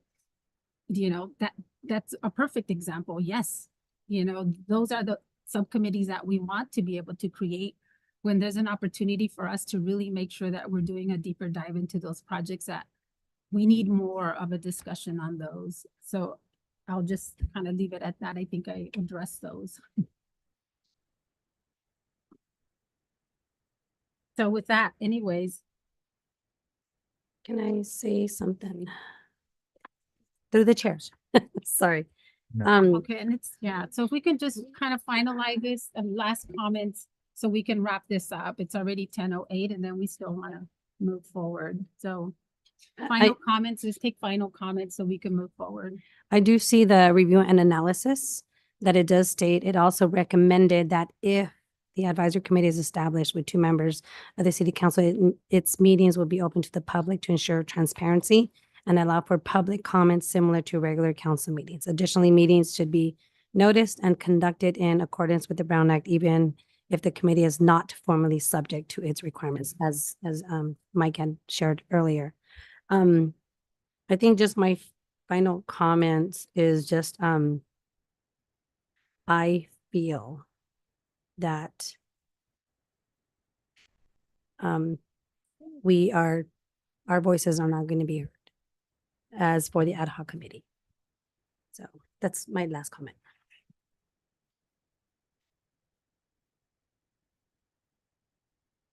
Okay, thank you for your comments. So we can make Yeah, final comments.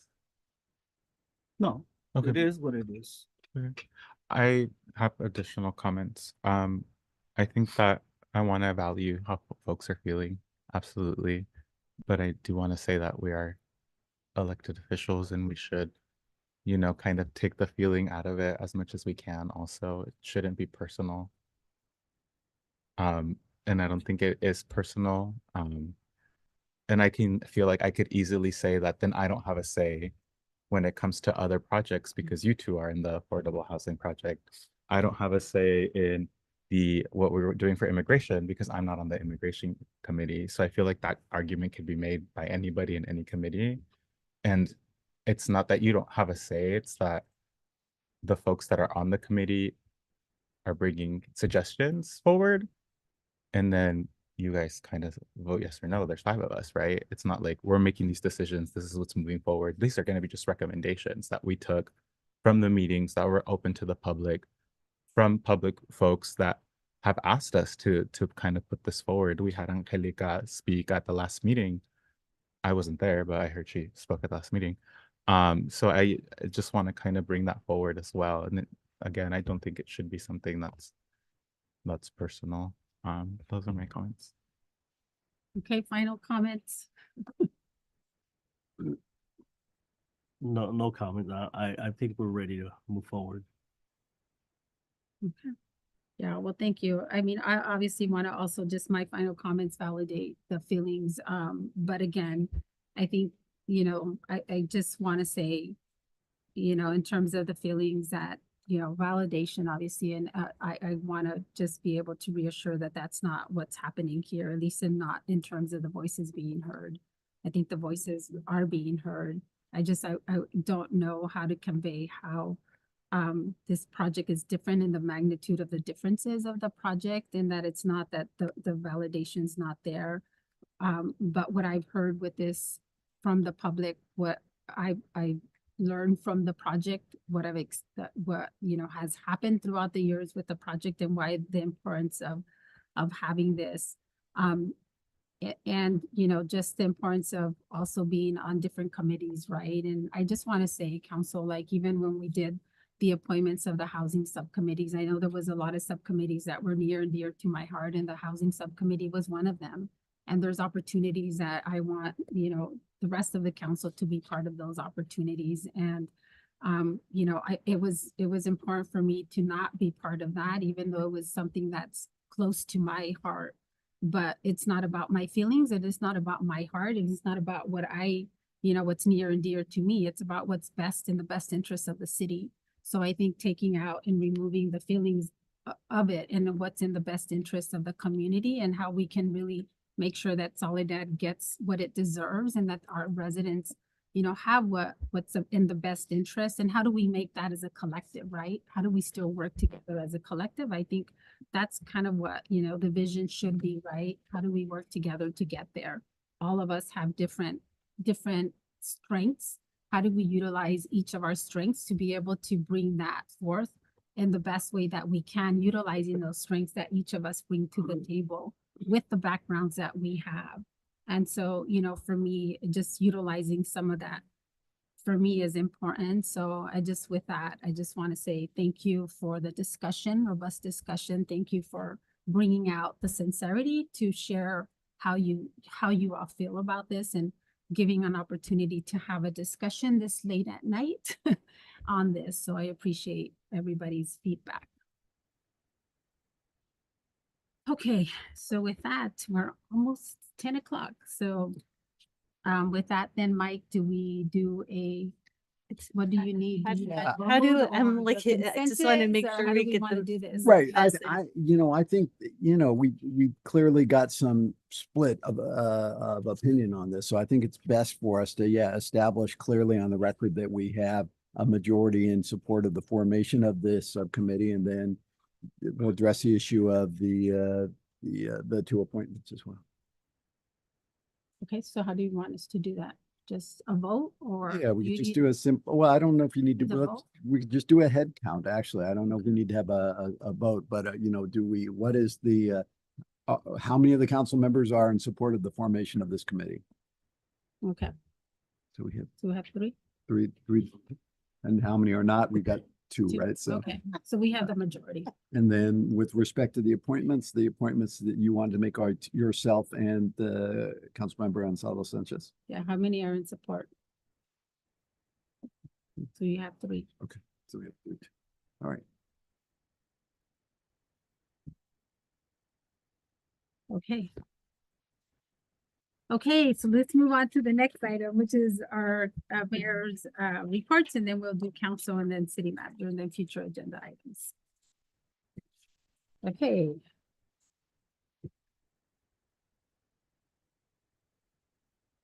So let's start the timer, Darlene. Darlene's like, I'm ready to go home. Okay, so on August 21st, I was the MC for the Sun Street Center Annual Drug Awareness Symposium at the Soledad Community Center. So thank you for everyone who attended our community. There was a lot of information on human trafficking and also on a lot of the overdose awareness on overdose and different drugs that were provided. So thank you everyone who made this possible in Sun Street Centers. And on the 22nd, I attended the celebration for the Monterey County Blue Zones for becoming the first county in California to achieve Blue Zone Community Certification. I know that our Soledad Community Center is actually Blue Zone certified. And the City Council supported the Blue Zone policies by working with Monterey County Health Department and Sun Street Center STEPS teams to adopt the tobacco retail license ordinance, including the flavored tobacco restrictions. On the 25th of August, I attended the Salinas Valley Mayor and City Managers meeting. There was a presentation by Craig Kaufman and Dr. Llewellyn from the Tourism and Visitors Center from Salinas Tourism for Salinas Valley. Process to identify primary director for the Salinas Valley. So I discussed what was the process to identify the directors for the Salinas Valley groundwater sustainability. And then we also talked about the Relay for Life, the SPCA's future plan for South County. On the 26th, I received the purple ribbons from Nancy from American Cancer Society, who was here tonight. So thank you, Councilmember Bañuelos and Councilmember Gonzalo Sanchez for painting our town purple. We place ribbons on our streets and light posts in downtown for the Relay for Life. And thank you guys for helping to do that. On the 27th, I attended the Leadership Council navigation. I attended the leadership meeting. We talked about the Navigation Center for Chinatown. They talked about the round 6 for the HAP funding. The application was due on the 28th of August. They talked about interim funding and funding for interim for the 23 units in Marina. And then on the 27th, I attended the TAMSI meeting. Highlights, they approved Ryan Hunsy's appointment by the TAMSI board to the TAMSI Bicycle and Pedestrian Facilities Advisory Committee as Soledad's representative. So congratulations to Ryan Hunsy, who is one of our City of Soledad members. And congratulations to the City of Soledad because we were awarded with $882,480 for the West Street Road Diet and Complete Streets project from our Regional Surface Transportation Program funds. And so on that day, I also left early, and this is more on a personal note, but attended the funeral services for our beloved community member, Victoria del Real, who lost her battle with cancer. So she obviously was a staunch advocate for our swim team. And through her advocacy, we were able to obtain the swim blocks, and be able to have the first ever swim meet here in the city of Soledad. On the same day, I attended Jack Francioni's elementary school parent night. And then on the 29th, I know I'm over, but attended the Salinas Valley Relay for Life kickoff. And Selena, so thank you, Councilmember Banuelos and Councilmember Caldera for attending. I do have the torch. I will bring it, but they did give us a torch to be able to present. And then I also presented a certificate for Dr. Ida Lopez Chan, who was celebrating her 5 years anniversary as CEO of the Soledad Healthcare District. I do have one announcement, but let me do this fast announcement. On Friday, September 5th, Together for Hope is doing Monterey County Suicide Prevention Resource Fair at Hartnell College here at the Soledad campus. So if the council is able to attend, it is Friday, September 5th from 11 to 3 o'clock. Hopefully you guys are able to be there. It's Suicide Prevention Month. There will have a lot of organizations and resources. I will be on a work travel, so can't make it. So if you guys are able to go. So thank you. So with that, I will turn it over to Councilmember Caldera. Oh, wait. Okay, on the 28th, I attended South Salinas Valley Broadband Authority with Monterey County Supervisor Lopez. That same night, we attended the Relay for Life along with Councilmember Banuelos and Mayor Velasquez. It was a Relay for Life kickoff. And I think that's it. Thank you. Councilmember Gonzalo Sanchez. Yes, so last time I didn't give my report. This time, on August 5th, I attended the National Night Out. On August 13th, I attended the ribbon cutting for our community center kitchen. Oh,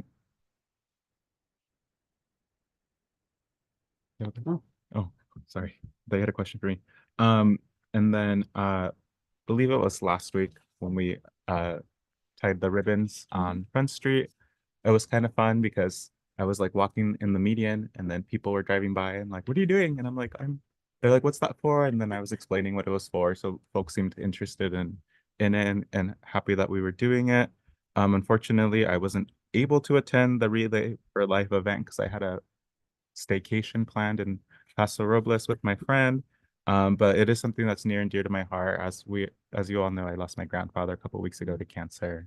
And one of my friends, who's 26, has stage 4 cancer. So it's something that's really important to me, is hopefully finding cures for these cancers that are seemingly hitting folks younger and younger now, which is a little concerning. And then we had a fire apparatus bay mural ribbon cutting today that we all attended. And then again, I'm sad to hear of the passing of Vicky Del Real because she was such a strong supporter of the swim team. I was actually the inaugural swim team at Soledad High School in 2009, and we didn't have swim blocks. So it's really nice that she was able to do that. And then I also wanted to have additional comments or kind of few moments of silence for the Annunciacion Catholic School mass shooting in Minneapolis. I don't really like to mix religion and politics, but I myself am Catholic, so it was something that was very hard to hear. So if the remainder of my 55 seconds, if we can just have a moment of silence, please.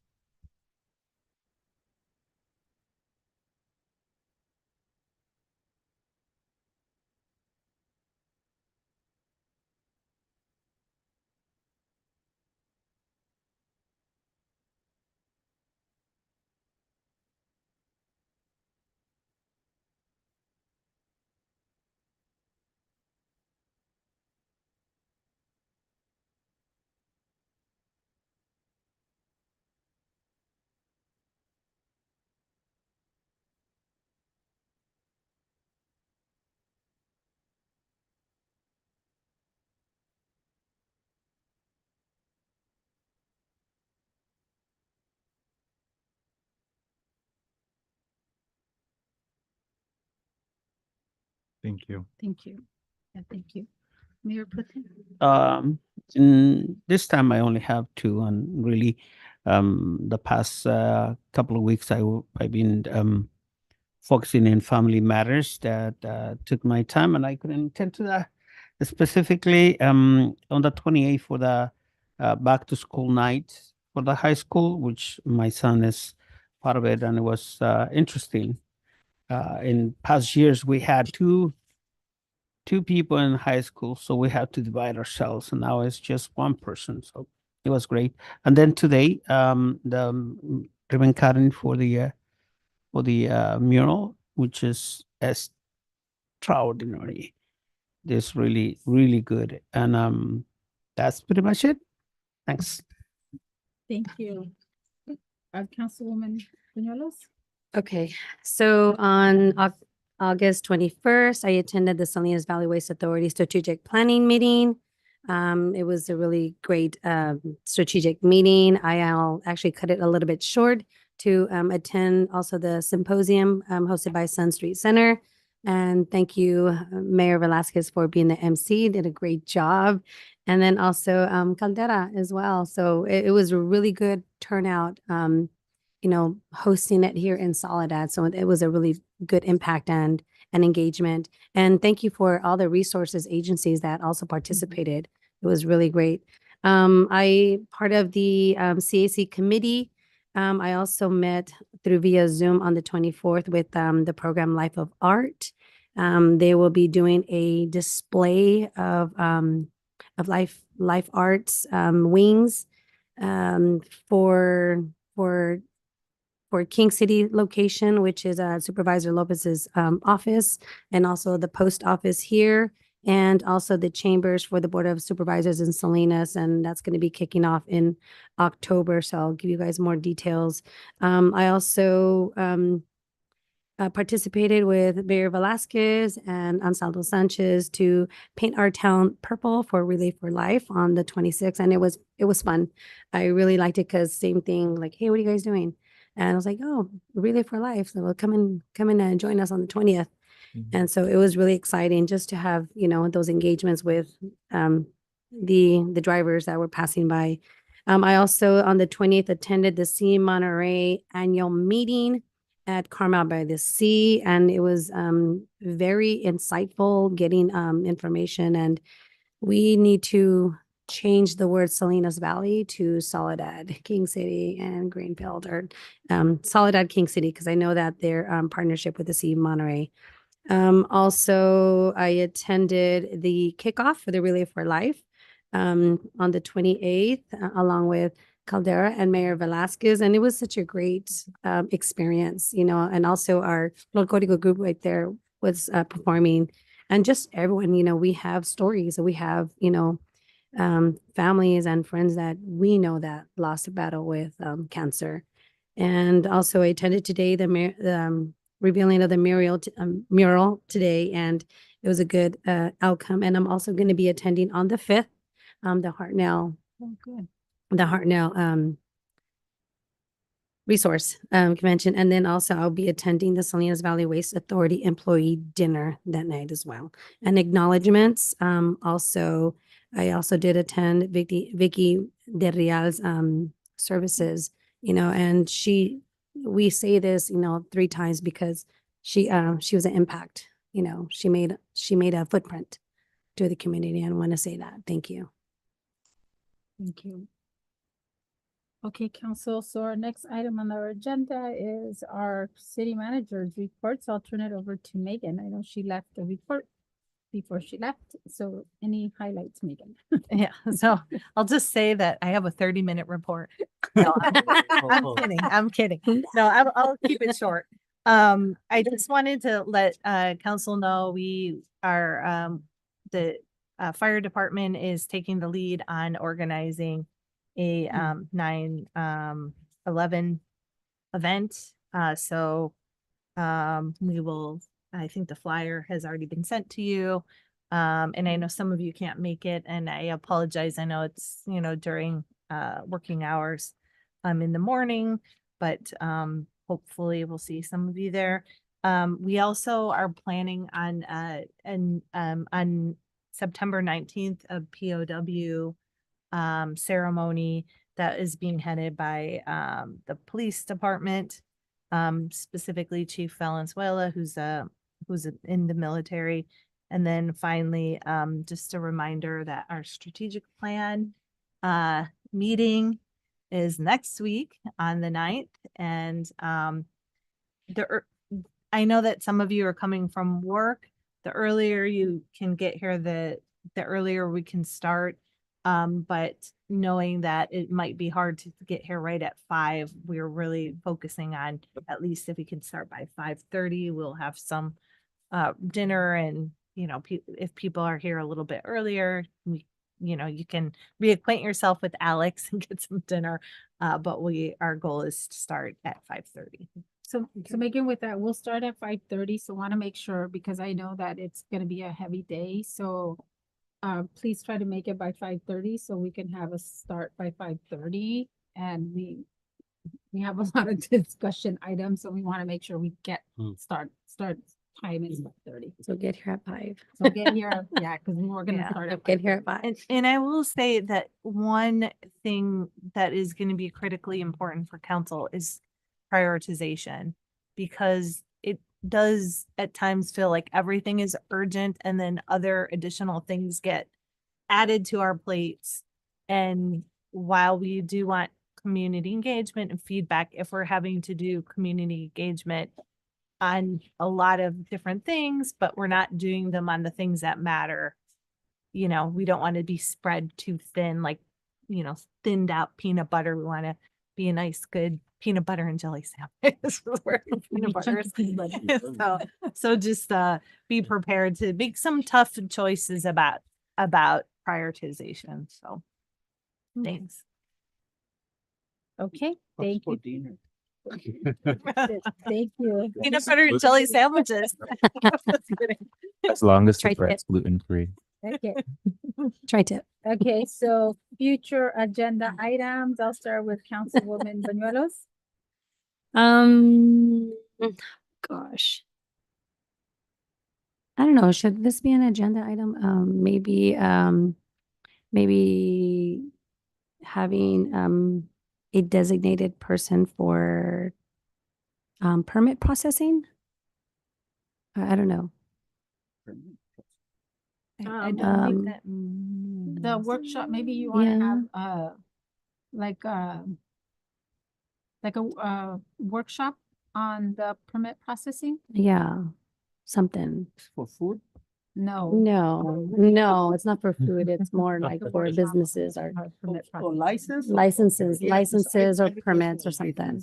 Yeah, like 'cause a permit processing. Yeah. like- Yeah, Because A people were asking me, how come we're taking too long? yeah, So like can we get a workshop? yeah, like Is a there workshop or something. Yeah, I mean, I want to be a little cautious about, that's pretty broad. We've done workshops on like ADUs, we could probably do something about business licensing or food vending, but permits are like everything from a commercial permit to a like residential, maybe- so it's very different. Maybe on a business license. Yeah, maybe on a business license, like specifically business license workshop. Do we need a full workshop or just a presentation? Maybe, I don't know, maybe a presentation. Yeah, maybe a presentation. Okay. Yeah. In regards to like the turnaround time, the follow through, just kind of. I don't know, Mike sent a report. I don't know if you all saw that report. Mike who? Mike Howard. Oh, okay. Yeah. So I thought he sent it, It's going to I slate, thought I he don't sent it remember. to you, but maybe he sent it to me, and I thought he sent it to you, so I didn't. I know. Let me Was it double check. recently? Was it recently? Yeah, it was right Ah. before I left. He answered the questions. That was my question. If we Mike can have a Howard. report of, Yeah, I can. Okay. Why don't I send you the written report, Mhm. to see if that answers your questions? Mhm. We are actually slightly behind, but a lot of it had to do with the transition from the finance system. And so we're not, I think they've processed like 500 permits and they're only backlogged by 27. Okay. So maybe that some of that has been resolved, but why don't I send you the written report? And if you want us to make a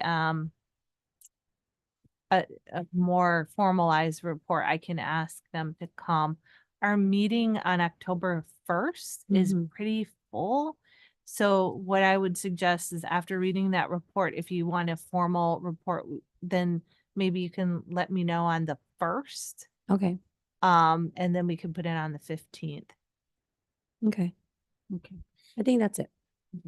Okay, Mayor Pro Tem? I want to see that report. This, and so we're not having a second meeting in September. I am hoping we can cancel the meeting. Okay. We don't have anything pressing. Neither Mike or I will be here. So it just makes, if we had something pressing, we would of course meet, but right now it's not shaping out to be. Okay. So no, we're probably gonna cancel that meeting. Okay, good.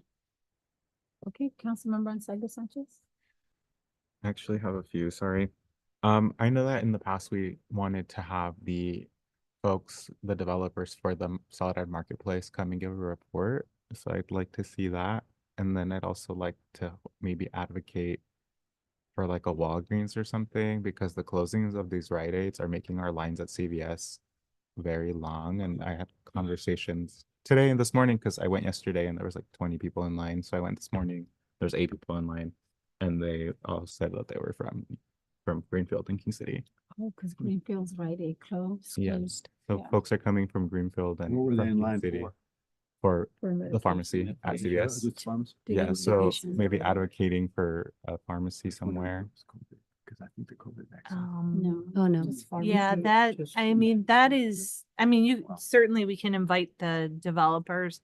I don't think the city could really do anything other than what we generally do, which is try to recruit businesses, but Fair enough. it's really on that front, because of the opioid settlements, many of the Walgreens, Rite Aids, they're just not. And CVS even is very in jeopardy of, and plus, you know, you can get your medications now on Amazon too, which is another competitor for them. So it's very challenging, but if you wanted, we can definitely invite the developers and Yeah, I think that would be great. My next one is maybe having a finalization policies and procedures ad hoc committee to bring that back to the council. And then my last is having some, I don't know if this is an agenda item or not, but figuring out how to make sure that all of these like empty lots are free of debris. The marketplace is one of them. I see it a lot. And I know that right outside of the city is not really our jurisdiction, but there's a lot of trash also coming into town. That might be because of all the folks stopping there to eat or to use the porta potties. I don't know. But then also I know it's difficult when there's like that sidewalk that is city, but then there's like that little pot and a lot of like houses where it's like the folks' house, the sidewalk, and then there's like another plot of little land. That landscaping is really overgrown in a lot of parts of town, and it looks really bad. So there's just a lot of that overgrowth, and I don't know who is in charge of it, if it's the property owners, if it's the city, but we need to figure out a way to like kind of clean that up. There's some parts of town that are kind of hard to walk in because there's a lot of overgrowth.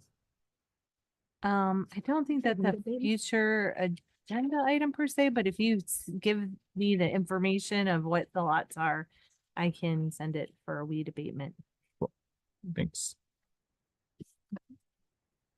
Councilmember Caldera? I have nothing really. I just had a question. Do we need to form a or I suggested that we form a Relay for Life team. Is that something that we can do? I mean, I know it doesn't have to go to the agenda, but I mean, Yeah, so as a city, I don't know, Megan, if you guys, like if the city could do one. I think we as a council can, we can form one if we want to. I mean, Yeah, the council can, we don't I- have to like ask permission. Okay. I Yeah, would we could do it. So on the 20th, we're planning to go, right? Yeah. I would suggest that you guys form a team. Mhm. And then I'm sure we can invite city employees who might be interested in joining. But it's a little challenging it gets a little muddled for us to mandate like the city employees to do it. So there might be some interest. And perhaps if we were, I know like City of Salinas has a few teams where the employees took the initiative, but I think we're a little late in Yeah, the we're late. game. So if you Mhm. guys did take Next- that initiative, then next maybe year. some, if you wanted to do that, maybe some employees would be interested. Mhm. But- Okay, we'll connect because we want to do it. Because we told them we would do the 20th. But we have some suggestions for next year. Okay. Things that we want to do. Sounds good. Yeah, and then So- just to remind them, the 20th, there's that ribbon cutting at Tractor Supply Company on the 20th. What? Tractor Supply Company is gonna Yeah. have that grand opening ribbon cutting. Yeah, I probably didn't mention that. I think someone Oh, yeah, sent sent it it. out. Ribbon cutting. Tensia might have sent it out, but Yeah. there is, Morning. the Yeah, good no, news is Tractor Supply is opening, so that's gonna be a great What- sales what is it? tax for us. Yeah. Okay, Send it yeah, out. if we can just get an invite, calendar invite, so it stays on our calendar, that's good. Okay, okay, I went through everybody, Megan, I have one, and look, I just had the developing forever of naming the streets or renaming existing streets, because I had a resident had asked me about that, but we have a policy. I had that Greenfield had a policy, but if we already have a policy, if we can bring that back. And it's not an urgent, this is not an urgent, because I know we have a lot of stuff Yeah. on our plate, so it could be after, like, I know we have a bunch of stuff this month, so not urgent. But I do want to bring back the council sponsorship policy, because I know that's been, it was brought forth tonight. But also, Megan, if we can bring it back, and maybe it's a discussion that we can have after we have our goal setting session, and then kind of looking at, we had multiple reiterations of that sponsorship policy, maybe for October. Depending on what's not urgent, but just if we can bring it back for future discussion. For the Parks and Recs? No, for the council. We had a council sponsorship policy. in the past. Basically what we've been doing consistently is we've just been bringing it to the council. We did talk about, and we can do that maybe for the upcoming year, about getting a whole list together like we've done for proclamations.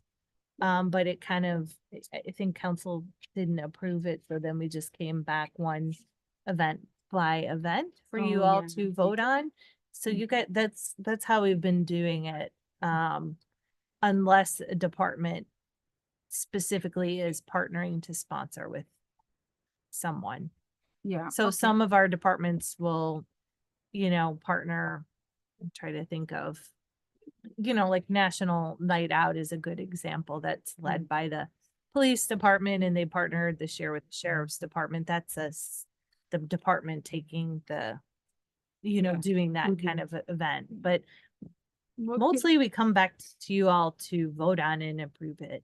Yeah, if we can come back, and not urgent either, but maybe if we can do this for next year, but with the council events, I know there was some signature council events that we had approved as part of the sponsorship policy. For it to come back, for discussion. Maybe we can get an approval of the council, so it doesn't have to come back every time for some of those signature events that we have. Yeah, I think we can do that for the upcoming Year. calendar year. Okay. Maybe sometime in December, we can come back and try to, it would be a lot easier for us, but council did not have an agreement, and so at the time, we just then said, okay, we'll just come. If we can bring it back for next year, then that way it's easier for next year. Yeah, for That'll be sure, helpful. for sure, it'd be great for us. Okay, that'll be helpful. Okay, Yeah. so with that then, council, if there's no other agenda items, I would like to adjourn this meeting in memory again of Victoria del Real, again, who lost her battle with cancer, who was a beloved friend, mother, wife, and active member of our Soledad community. So with that, I adjourn this meeting at